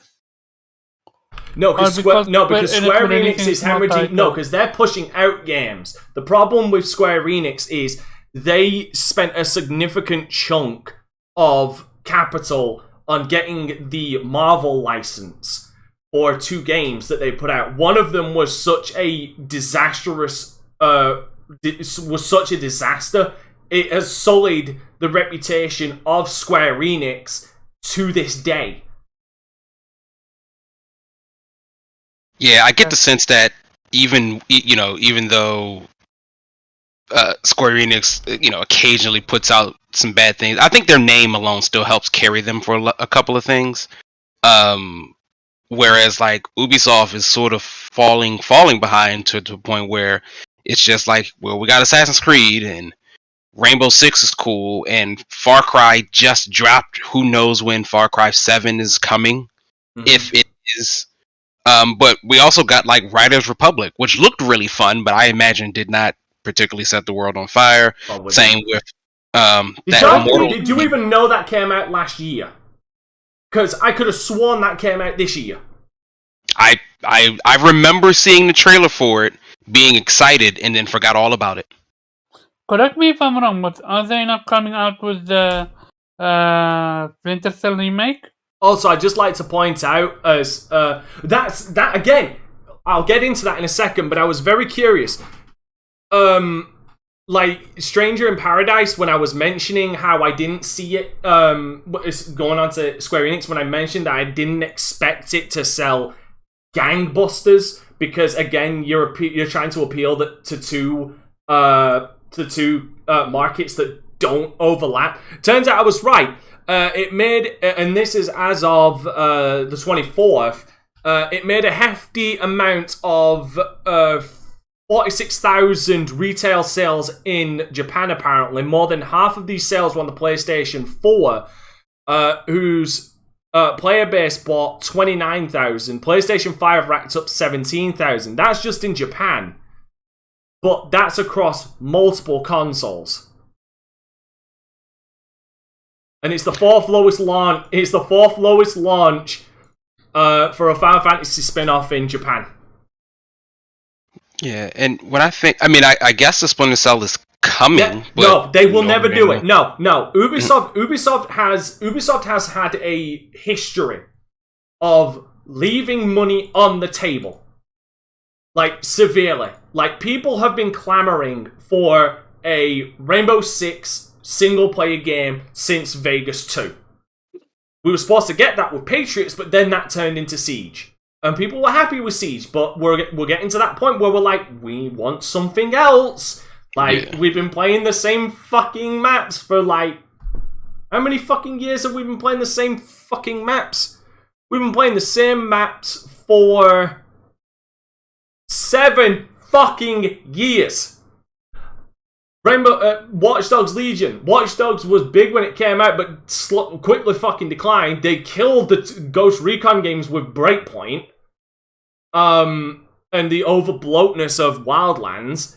And people have been clamoring for a Splinter Cell game for fucking years. But the problem is, they leave money on the table because they just tease him. Because they put him in Ghost Recon Wildlands with the legendary Michael Ironside returning to voice Sam Fisher. And then they put him in this shitty fucking Rainbow Six mobile game. Oh yeah, I remember that. They're getting ready to drop that Legendary Edition, $200. I remember that E3. People were pissed. Yeah, like people have been wanting, no joke, you can go to and I will challenge anybody to do this. You can go back the last 4 to 5 years, every single E3 that Ubisoft has been to, and if you look at the live chat, you will see nothing, you will see a lot of Splinter Cell talk. And then at the end of it, a lot of people disappointed there's no fucking Splinter Cell. The most we're gonna get is a remake. We're not getting a new Splinter Cell. That's what the that's the rumor. That's the remaster. Yeah, we ain't getting no new game. And the problem is Ubisoft already said fuck you. Yeah, pretty much like that. that is Ubisoft's fucking thing. They're doing nothing with the Prince of Persia games. I'm still waiting on that fucking remaster, which is nowhere to be fucking seen. They've not done anything with that series in years. They've done nothing. I was excited to see that too. Yeah, they've done nothing with the fucking Silent Hunter series in years. They've done nothing with what the fuck was that? They've done nothing with the Call of Juarez series for fucking years. They've done nothing with the Brother of Arms games for fucking years. They've done nothing with the Driver games for fucking years. They've done nothing with the Rayman series for fucking years. I was literally about to drop the Rayman name. They have. I was gonna say they have nothing. They have not. So here is why is that happening. I interviewed an ex-developer from Ubisoft, and he explained it as follows. It's all because people with big suits, they are the ones that dictate how things operate in Ubisoft. And there is a Splinter Cell remake. I did forget about that. They are making They are going to be making a remake. I do remember. So I asked, when are we going to see a Child Light 2? He said never. That was an experience, and they did it once, and they're not gonna look back on it. And he said, have you never wondered why their game doesn't improve, doesn't push the industry? He said because the people in the black suit, they just don't have the experience or the knowledge about what the fans want. It's all about what sells. And we've seen it, how Assassin's Creed went to from how it went to what Valhalla is now. And the hardcore fans are absolutely not a fan of it, but the casuals loving it, which is why we're seeing how Valhalla is. Well, but then you've got games like Immortals Phoenix Rising Phoenix passed Rising, which passed like a wet fart. No one fucking remembers that game. I loved it. I got the platinum in that game, and I enjoyed No, I'm it. sure you do, but like as far as like Ubisoft games, like it passed like a fucking wet fart. But it got supported. It got 3 different DLCs, and every single DLC was different Well- from the other one. Well, Furthermore- I mean, DLC and Ubisoft are synonymous. No. This DLC is literally changing how the game is for the most part. Well, I mean, it's nothing to release a game incomplete and then release DLC later. No, See, you don't because understand. here's the thing. This DLC is literally changing your camera perspective from 3D to top view. So it turns it into a MOBA. But yeah, like Immortals Phoenix Rising was reported by Ubisoft as a healthy commercial success. Healthy, like not a smash hit, like healthy enough that we can keep milking the fan base that's on it. The way they set it up, we That need still to sounds get like a it success to part two. me. Oh It no, didn't yeah, lose money. no, it's a success. I'm not taking it from you, but it's probably not it's not doing numbers like Siege. It's not doing the Far Cry numbers, which is what the problem with Ubisoft seems to be. Is they're always looking for that next franchise instead of. And I was going to bring this up. Sorry to interrupt you, Omar. I was going to say the problem is Ubisoft doesn't seem to want to take or make smaller games. Like, for example, why haven't they Kind of tried... light. Let me finish. Why haven't they done, like, a budget...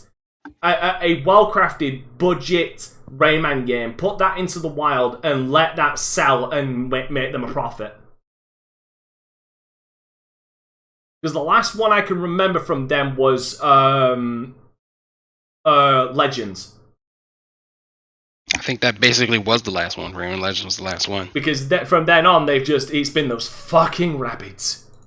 And I was going to bring up the rabbits because, unfortunately, they seem to left the rabbits behind as well. Honestly, to me, if not for the strength of Mario, I don't think we would have seen much of the rabbits anymore. That's the thing. Which is baffling because that's more of a built-in commercial thing. They're more of they're like the minions. Like they'll be hoarded out to everything else, but they're really their own product. And that's the thing. It's like I get like, oh, when Ubisoft hitting for a little cash, dip back into that rabbits well and be like, oh, what are the rabbits doing today? And just like toss them out when you need it. But like, I mean, like I said, they leave money on the table. When's the last time we've seen the rabbits do anything? Exactly.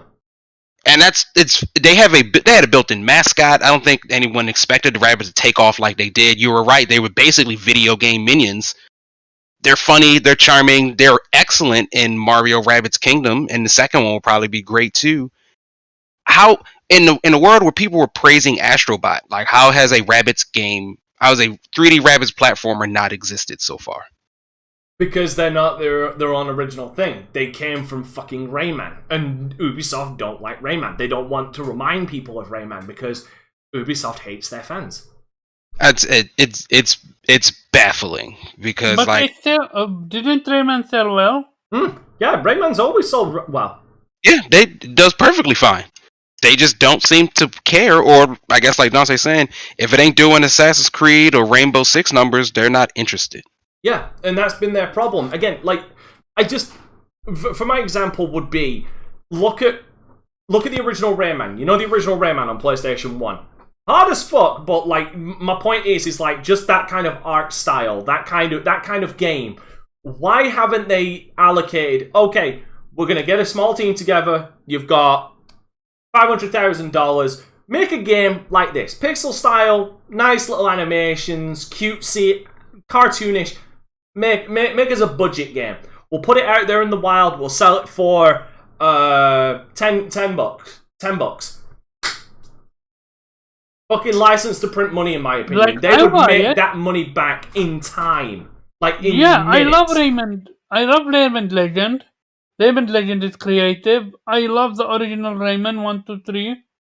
It's like, and especially with games like Ori and Ratchet exist, why doesn't they capitalize on that? Like, I'd say they have talented developers. Yeah, but they So- don't use. Here's the thing for me, and this is a problem with the games industry as a whole. Like not just Ubisoft, but Ubisoft just has my ire because they seem to do it with a lot. They seem to do it more egregiously than most. Once a franchise plateaus, they don't try and build it up. They just let it die. Like they just let it die. Where instead of where they could just start small again and build it back up. You know what I mean? no, can you repeat that? Okay, right. So, again, I'll use Rayman for example.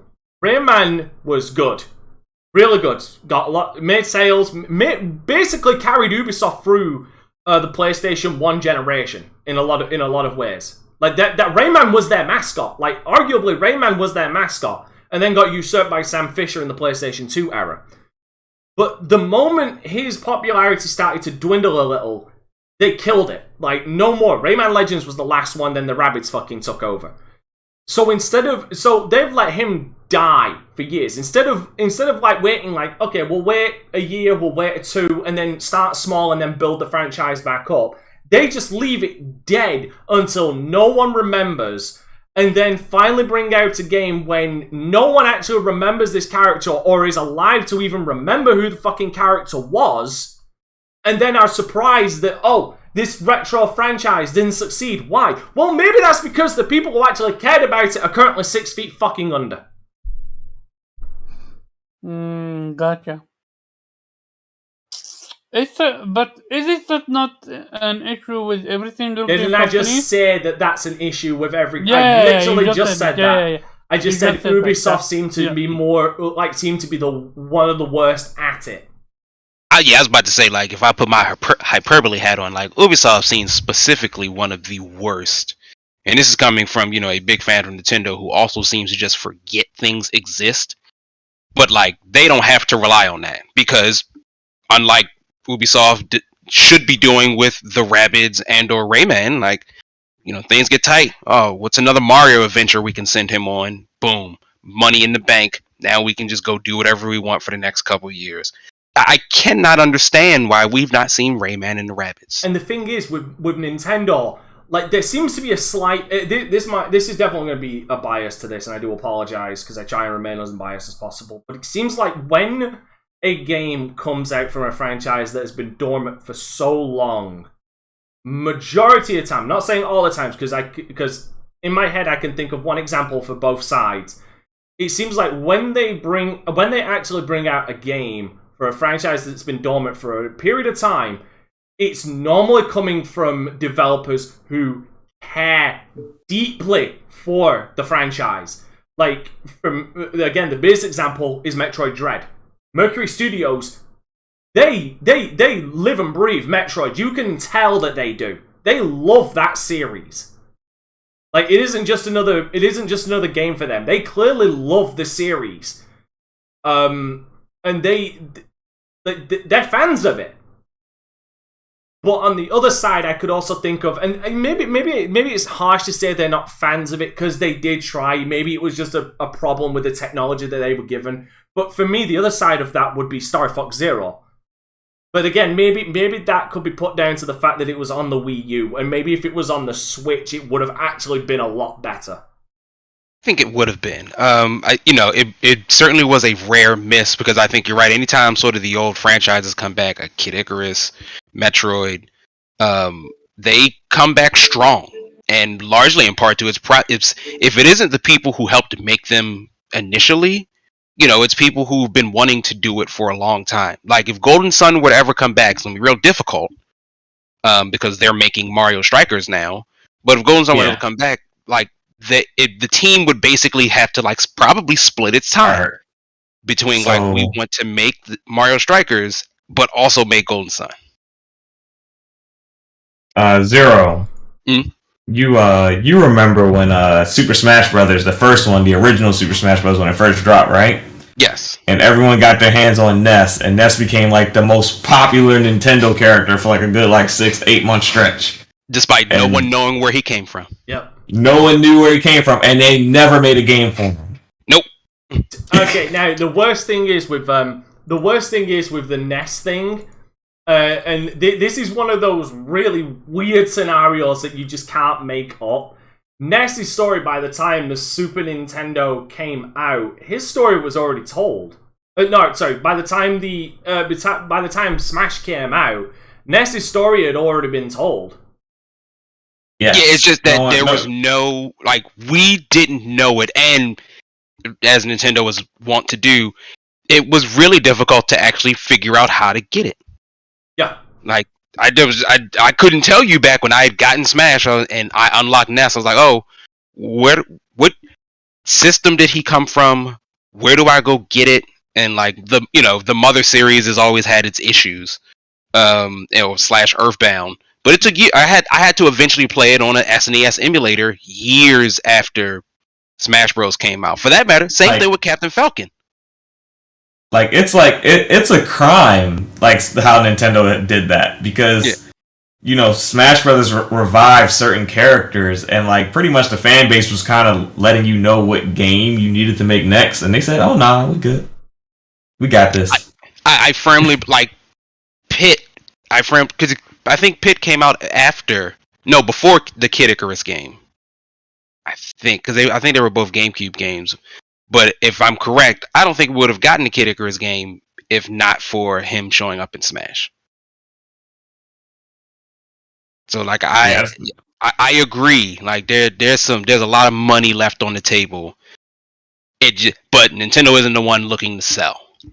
Yeah, and that's my issue with Ubisoft. It's just like, come on, guys, it's right there. Yeah, that again, going back to the main issue, like. That's possibly why Ubisoft is planning on selling to a private equity, is again because they left so much money on the table, and because like a lot of games that they were making a number of games they were making got delayed, and it cost them more money. But maybe glass half full. Maybe the private equity firm is owned by some very rich millennial who also grew up on these games and was like, I know how to fix Ubisoft and turn them all around. And like, maybe we'll get all these great games now. Like, except for Splinter Cell, because it sucks. You will fucking wash your mouth out with soap and say 5 fucking hail fucking fishes before I slap you upside the head, fool. I've never been a fan. I will say this but here's the thing as well. And again, I don't want to give them ideas on how to milk this shit out of this, but like Splinter Cell actually gave Ubisoft one of their most beloved, successful multiplayers in Spy vs. Mercs. So it's not like they can't bring back Spy vs. Mercs and find a way to fucking monetize the shit out of that. Jube, what do you think? You're the only person who's been quiet this entire time. Everybody else has been giving their thoughts. Well, it's fucking Ubisoft, man. It's fucking Ubisoft. I don't have any faith in them, like none. I just don't. You're right. They do make the same type of game over and over again. Like, well, every now and then, someone makes a deal with the devil inside that publisher, and the developers get to make a game that they love. It happens like once a generation. They have talent there. Like they make fundamentally sound games. It's just like you got this boss over your shoulder telling you can't really be creative. Like just make this over and over again. But the talent is there. I disagree.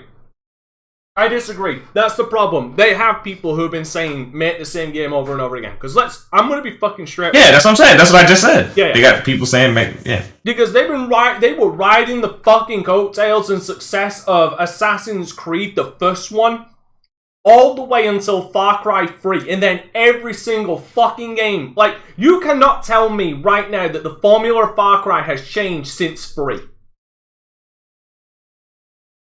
It has not. I remember Far Cry. The fucking Far Cry games have been the exact same goddamn thing since 3.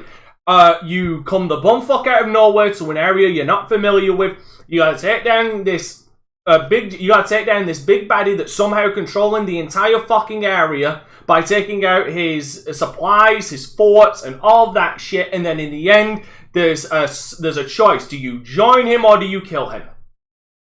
This is why I said you're not gonna see anything different because they don't care. I remember when Far Cry was considered revolutionary at the time that it came out. I remember when, Splinter Cell was like revolutionary when it came out. They were because it's just like. But then again, the first Far Cry wasn't actually made by Ubisoft. I remember Assassin's Creed being like, "Oh man, we've never seen anything like this." Like I just, And then everybody started doing the same fucking thing. Yeah, and it's just like, Ubisoft got tired of reinventing the wheel, and they said, "We just gonna roll with this wheel we got." Slap some DLC on it. Until the wheels actually fucking fell off. Nah, it's still rolling. The car might be on fire, but it's still rolling. It's still making that cash. So what you're saying is Ubisoft is the equivalent of "this is fine" meme. Yeah, probably quite literally. It's that dog just sitting drinking coffee, or everything burns around him. Like, we got Assassin's Creed. It's okay. It's okay. This is fine. We got Watchdog Legions. Yeah, like, it's fine. It's fine. We just dropped something for the Division. They're gonna love it. It'll be great. The worst part is the Division didn't get good until they actually bought out the Division 2, because then everybody went back and played the Division 1 with all the shit they added, and they're like, holy shit, this game's actually good now! That's because they didn't need to make Division 2. They just needed to add all that stuff to the Division. Mm-hmm. Do you remember when they made the Division like a $2 game? I bought it, and I still haven't had a chance to play it. You know what? I bought the Division when it was free. I bought both of them full price. You're a fucking fool. I was excited for the Division because I was like, this seems interesting, and then like the gameplay loop got old real fast. Oh wow. How long did that take? 5 seconds? No, honestly, it's very fun. Like, personally, it's very fun, especially you got a team to run through. No. The Division 1 is fun with people. It can also be fun on its own, but not at release and not halfway through its life cycle. It's when they finally finished the fucking game, had all of this shit out for it, that game actually became playable. Yes, and their big sell, I think, wasn't as interesting as they thought it was. Because they fucking straight out lied to us in both of the fucking commercials for the Division 1 and 2. And that was the Dark Zone. The Dark Zone was not interesting, and there was no point of me going in. The Dark Zone, there was a point. There is a lot of hackers in the Dark Zone. Enjoy. No. That actually got cleared up. The Dark Zone actually got cleared up, and funny enough, the Dark Zone is more interesting now than ever. Because here's the thing, even though there is more reward for fucking people over, there seems to be like this code of conduct. Every time I went into the Dark Zone when I was playing the Division, again, I played the Division when they bought everything out, there seemed to be this code of conduct. You don't fuck over other players, because there's enough NPCs in that fucking area to fuck you over anyway. Because the enemies inside the Dark Zone are ridiculously leveled. Yeah, which again, that's the problem. Like, it breaks the point of the Dark Zone. Like, it feels like they wanted to have it both ways, but because they're so difficult, most people are like, no. I'm not gonna leave you alone. It's already hard enough. I'm not gonna bother you. Because chances are, if I spend all of my time trying to kill you, these NPCs will just come get me. Yeah, probably. Alright, well, speaking of coming to get you, Sega, what the fuck, Sega? Sega, come on. I thought Nintendo had a monopoly on monetizing out fucking nostalgia. Now you gotta go and fucking do it too. You gotta be shitting me. Zero, I must... guys, open the stream so you can see this chart. Zero, I must apologize for every bad thing I've said about Nintendo and their shitty practices on monetizing nostalgia. Yeah, see? Nintendo wasn't the bad guy. No, they were the bad guy because it's not Sega learned from them. So here's the thing. So Sonic Origins got announced. We already knew it was coming, but so many people were fucking happy. So many people. It's like, yes, the remasters of the classic first 4 games. Sonic 2, Sonic and Knuckles, and Sonic CD to my knowledge. Yay! It's coming! Instead, we're going to piecemeal it to you. So if you want the game, you want the standard game, which is going to cost you $50. I double checked this now. We'll check it again just to be sure. $50 for the standard game. You just get the game. But if you want everything else, I think you got to pay $80. And then you get the base game. It's 44. I don't know where you're getting 80 from. Well, no, It's for the cheap. deluxe. For the deluxe. Yeah, the deluxe, which comes with the DLC. It's 44. Well, that's $15 more than the base game. The base game is $30. Does it come with the DLC? Because again, this. Yes. Hold on. Yes, it No. does. Let me finish. Because look, if you look at this, there's actually a difference to this. Again, you gotta actually look at what we're talking about. So the deluxe edition comes with the main game. It comes with the hard missions. It comes with the creation animation in the main menu. Camera controls of the main menu island. Character animations during music island, which again, like all this is going to cost us extra. Why? And additional music tracks for Mega Drive Genesis titles. I don't know why they're charging extra for this, but here's the thing: there are additional things being sold as free DLC for the pre-order or for standalone or deluxe. So you don't get everything, because you don't get the mirror mode, you don't get the letterbox mode in the deluxe edition. So there is no complete edition, right? No, there is no complete edition. That's crazy. No one is talking. You get 100 bonus coins. I don't know what these coins are for, but that's concerning the fact that there's this currency system in this game. But you get these as free DLC included with the pre-order included with the pre-order. So you'd have to pre-order it, and we all know what we're like with pre-orders, of the standard or deluxe edition. So God knows how much they're going to sell this after the fact. Do you not understand why I said greed, Pharaoh? And then you also have the premium fun pack that comes out afterwards, which is coming soon. And that comes with a letterbox background as well, that which isn't included in the deluxe edition. They are so greedy with this one, it's fucking insane. And it's astonishing that no one is talking about it. And then apparently there's more DLC planned as well, from what I've been reading. So do you get the full game with the deluxe edition? No. What don't you get? The mirror mode and the letterbox. You don't get that with the deluxe edition. You have to pay for that. What I'm saying is that, like, coins. What was a mirror mode in the original games? No. So you get the full game, you just get added. Oh wait, hold on. Actually, give me a second. Actually, I need to check. That's what I'm asking. Are you getting the full experience of those original games when you buy the deluxe edition? I think there was a mirror mode in one of the later releases of it. Give me a second. So, because I mean, the game is relative. I mean, the base game is what, like $20-some, and then the deluxe edition is like $35. I mean, I think that pricing is pretty reasonable. I mean, if you add a couple more DLC and you get it up to what a full price game would be, it's reasonable if they didn't pull this bullshit. No, it's reasonable no matter what, because unless you want those modes, you don't have to pay for them. I mean, even if you bought those extra modes, how much are you paying? $55-$60 tops. Standard edition will cost you $40. While the deluxe edition will cost you $45. Extra value DLC around $5. So you're paying $50 for everything. If you want everything, you need to buy the game twice. Well, you need to spend $50 to get everything. You don't gotta buy the game twice. Yeah, that's $50 is not twice.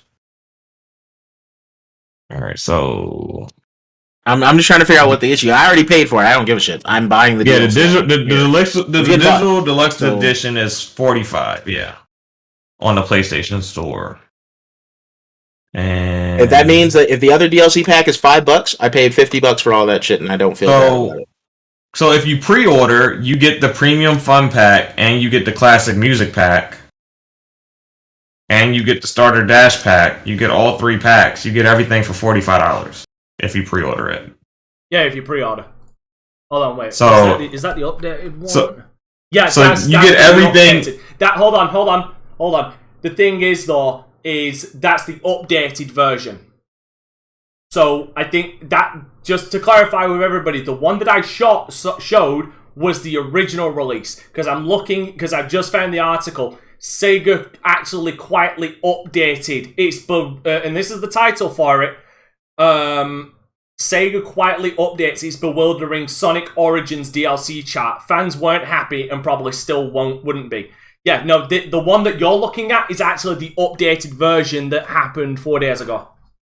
So yeah, I'm on the website. I'm on the website right now, so you get everything if you pre-order. Yeah. Yeah. So when I said it was double the price, is, it was double the price.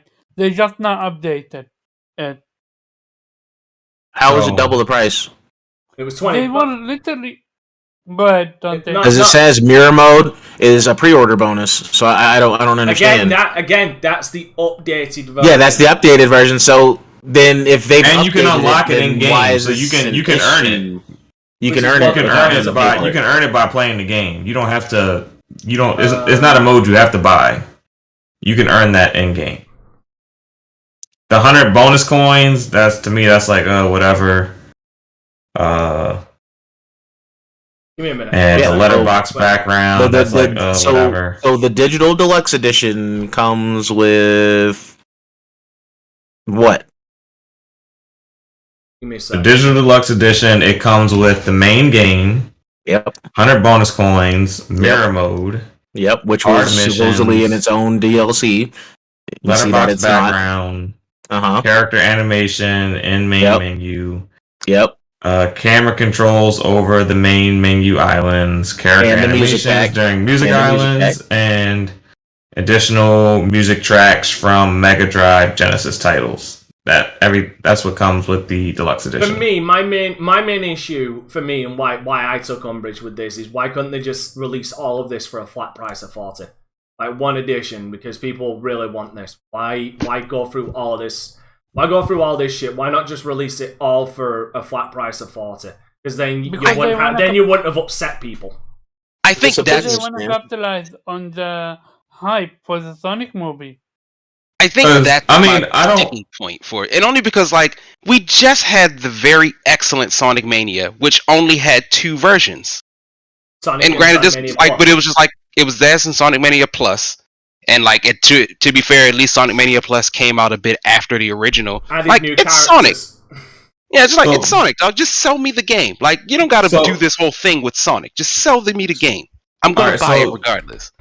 So here's how I see it. Basically how I'm looking at this chart. There's only 2 versions. There's a standard version and there's the digital deluxe version. And what they are doing is at some point in time, after this pre-order period is over, the premium fun pack and the classic music pack will come out as DLC, so people who didn't pre-order it will have the ability to still get those items that were included as pre-order bonuses. It's not any they're not releasing anything new later. It's just those pre-order bonuses. They're going to allow you to purchase them post pre-order. Let me just read out this PC article, see if it goes into any more depth. It feels like only yesterday that we reported Sega's apparent plans to aggressively monetize its future games, which, yes, they did say that. When in fact it's only 2 days ago. It seems we didn't have to wait long for the plan to kick into action, as yesterday Sega pulled out a perplexing DLC chart for the upcoming Sonic Origins collection, which contains remastered versions of Sonic 1, 2, 3, and Knuckles, and Sonic CD. There is quite a bit of backlash to the chart, which showed various content locked off bizarre stuff like menu animations, letterbox background, and most egregiously hard missions behind paid DLC. That's still the case, but at least now the chart is clearer to show that the Start Dash Pack comes bundled as a free DLC for pre-order for pre-orders of the game. The Start Dash Pack isn't exactly great, as it's making you pre-order the game to get content that seems like it should have already been accessible from the start. The Start Dash Pack contains letterbox background, mirror mode, and 100 bonus coins. So does this mean that those who don't pre-order the game won't ever get to play the game in the mirror mode? Or more likely, you'll be unlocking it with in-game currency or as a paid DLC down the line.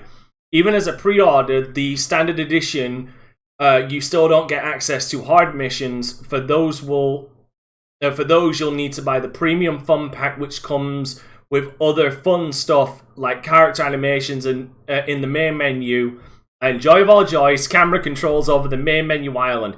It's worth stressing the developer headcanon have made excellent Sonic Mania and have helped develop the collection, weren't involved with the DLC mess. They tweeted yesterday of the remake of the remade Sonic the Hedgehog games. Headcanon previously assisted in the production of SCD.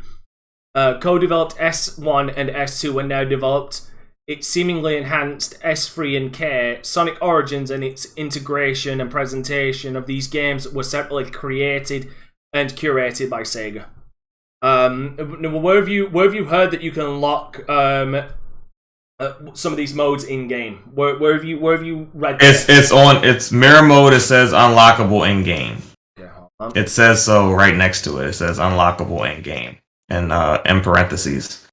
But pretty much, there's only 2 editions of the game. Even post launch, there's going to be two editions of the game. Unlocked pre-order, so you need to pre-order it for it to. Oh wait, yeah, unlockable in game. I see that. Yeah, but I'm saying the deluxe edition is gonna. Even when this stuff launches, even with this stuff post-launch, you're still gonna have all that stuff in the deluxe edition. They're not gonna have a deluxe edition and not have any of this stuff in the deluxe edition. If you're being like realistic, it's just like this premium this premium fun pack and this classic music pack and this Start Dash pack are for people who decide to buy the base edition of the game, post-launch.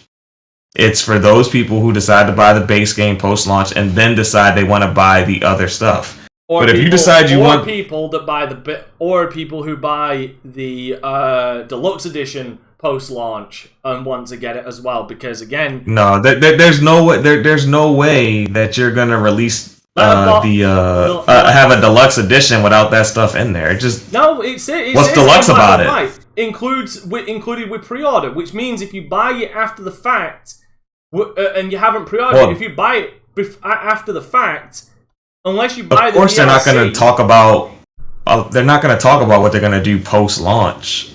I mean, but I haven't seen a game that when I bought the deluxe edition of the game post-launch, I didn't have access to, the stuff that would be like in these packs. Like, I haven't seen it. I mean, there are certain like pre-order bonuses, like with Ghost of Tsushima, you got like a special horse if you pre-ordered the game, and you might not get that. But like this stuff like this premium fun pack, classic music start, that's going to be included in the deluxe edition. They're going to have an edition of the game where you purchase and you get everything. That's going to be the case post-launch. That's why they don't have prices for any of this stuff. And it says coming soon, because post-launch they're going to have pricing for it, and then they're going to have it's they're focused purely on pre-order right now. Yeah, like I actually agree with you, Pharaoh. It's so obnoxious. Again, just sell me the game. Yep, that's my standpoint. Because you're looking through it, like, you're completely right, and chances are they're going to have all of this, but like to post this thing and be like, hey guys, Sonic Origins is coming, and like, look at this weird sort of DLC pre-order chart. What they tried to do is they tried to hype up the purchase of the deluxe edition too much when they should have just had these 3 tiers right here in between shouldn't be there. It should just be standard edition and deluxe edition. That's all you need to tell me. If they got rid of these middle things, we're not even talking about it right now. Yeah, it's only, exactly. The standard edition is one price, and the deluxe edition is $5 more. That's all we need to know, because it's a Sonic game. It's not even a new Sonic game. It's remaster of the old Sonic games. What more do you need to tell us? You don't need to break anything out to us. Here's this one. Here's this other one with everything else that comes with it. Like, we should never have to have this conversation about any Sonic game, let alone any one that is a remaster of all the originals. It's absolutely silly. And it sucks because this game will probably be fantastic, just like Sonic Mania was. And all they had to do was just sell us 2 versions of it. It's such a silly thing. It's going to be a good game. And they are selling you 2 versions of it. It's just the marketing materials are horrible. Yeah, someone in marketing thought they were really clever. And it's like, no, you're doing too much. Like, people who buy Sonic games don't need any of this. Because as far as pre-order goes, this is, to me, it's very fairly priced. You're getting the game for $39, and if you want the premium edition of the game, you pay another $5. I mean, it's about like 10 to 15 less. I think about 10 to 15 less than the Sonic Plus, which is fine. I guess it technically comes with more. Because they could easily justify this game releasing at full price. We've seen other developers, do that, where they bundle a bunch of games together and sell it to you for full price.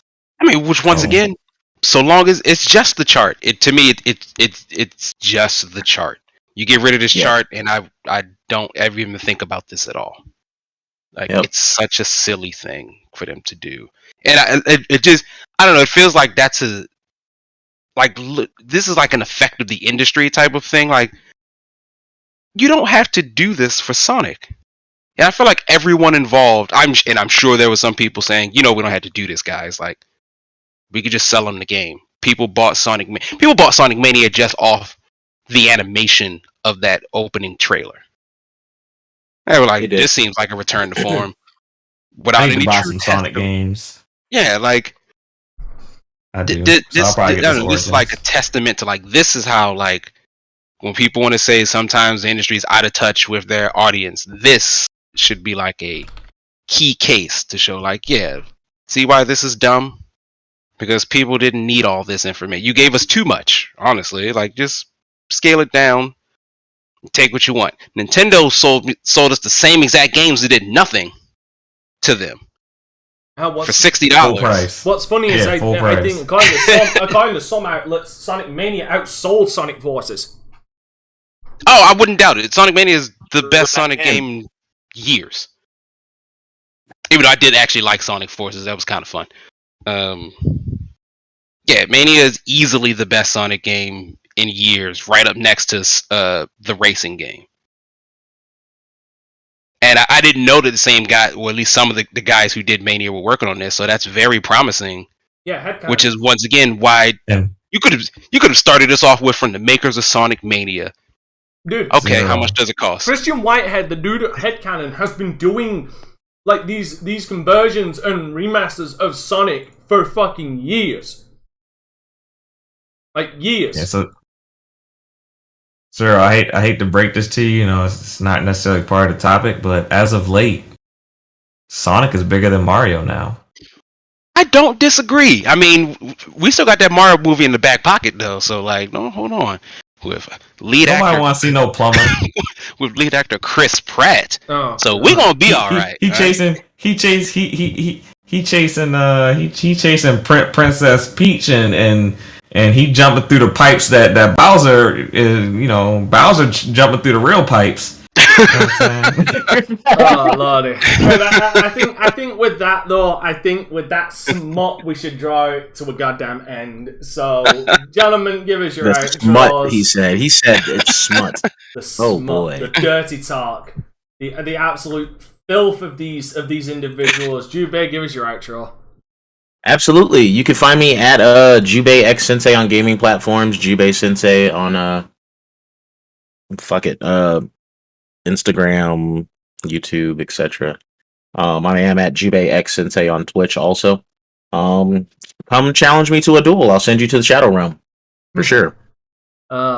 Please Please tell me you have a sound clip set so when you fight, when you duel somebody, you have the opening to Yu-Gi-Oh! Where he signs, "It's time to duel." Please tell me you have. I'm working on it. You should. I'm working on it.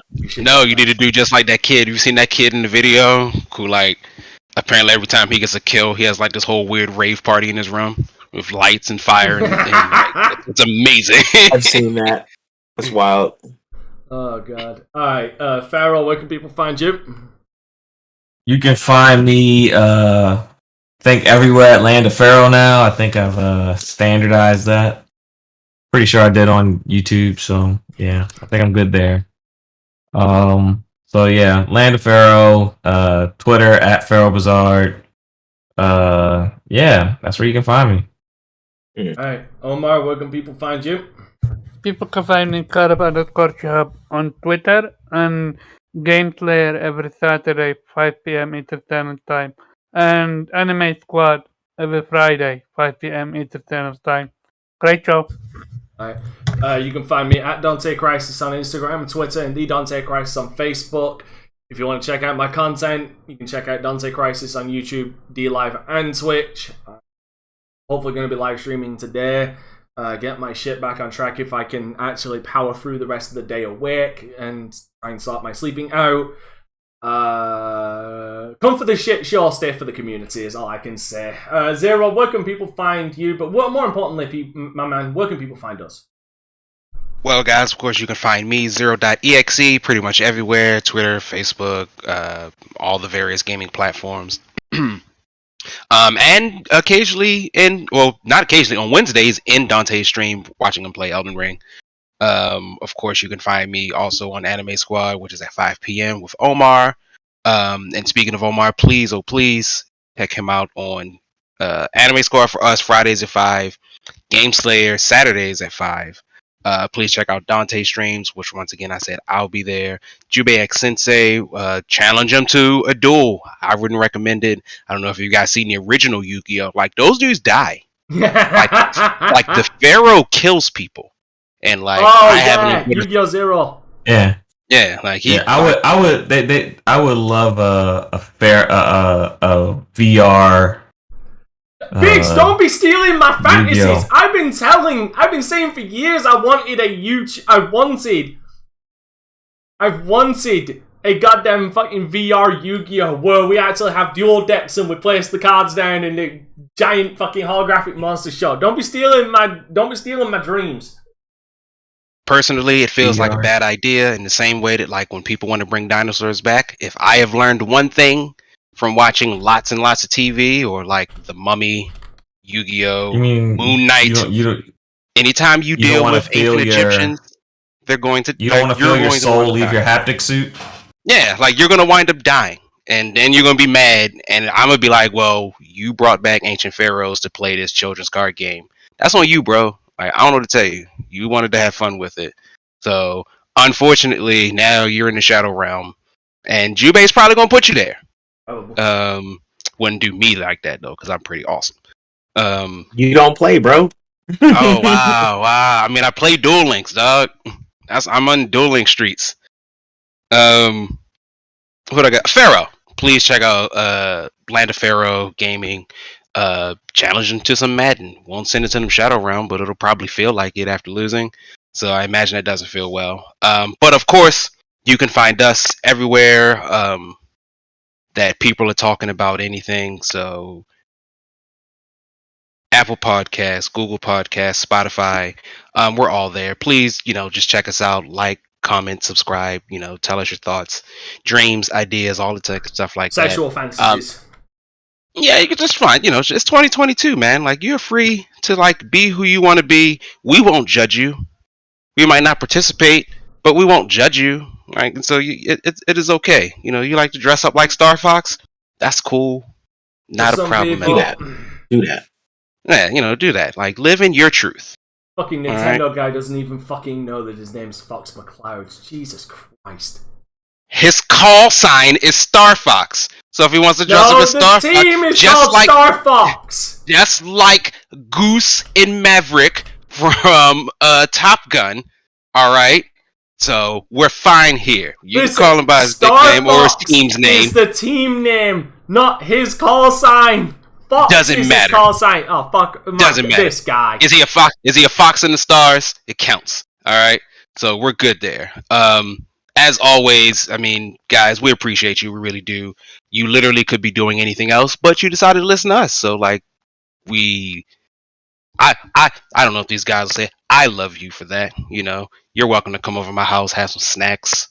Like I've got video games we can play. We can play Star Fox, starring Team Star Fox. Do you pay for my ticket? Guys, all right, I guess we're gonna have to get out of here. It's great talking to you all. Yep, and remember, ladies and gentlemen, keep it gaming. All right, we out of here. Peace. I'm on the outside looking in, and I wanna be back on the inside. I don't wanna be left on the outside, all alone.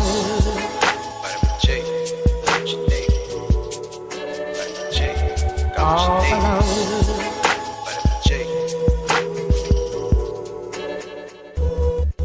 Hey, you rockin' with beasts, discussing the heat in the streets. Take over the west and the east. I got what you need, a dose of this vitamin G.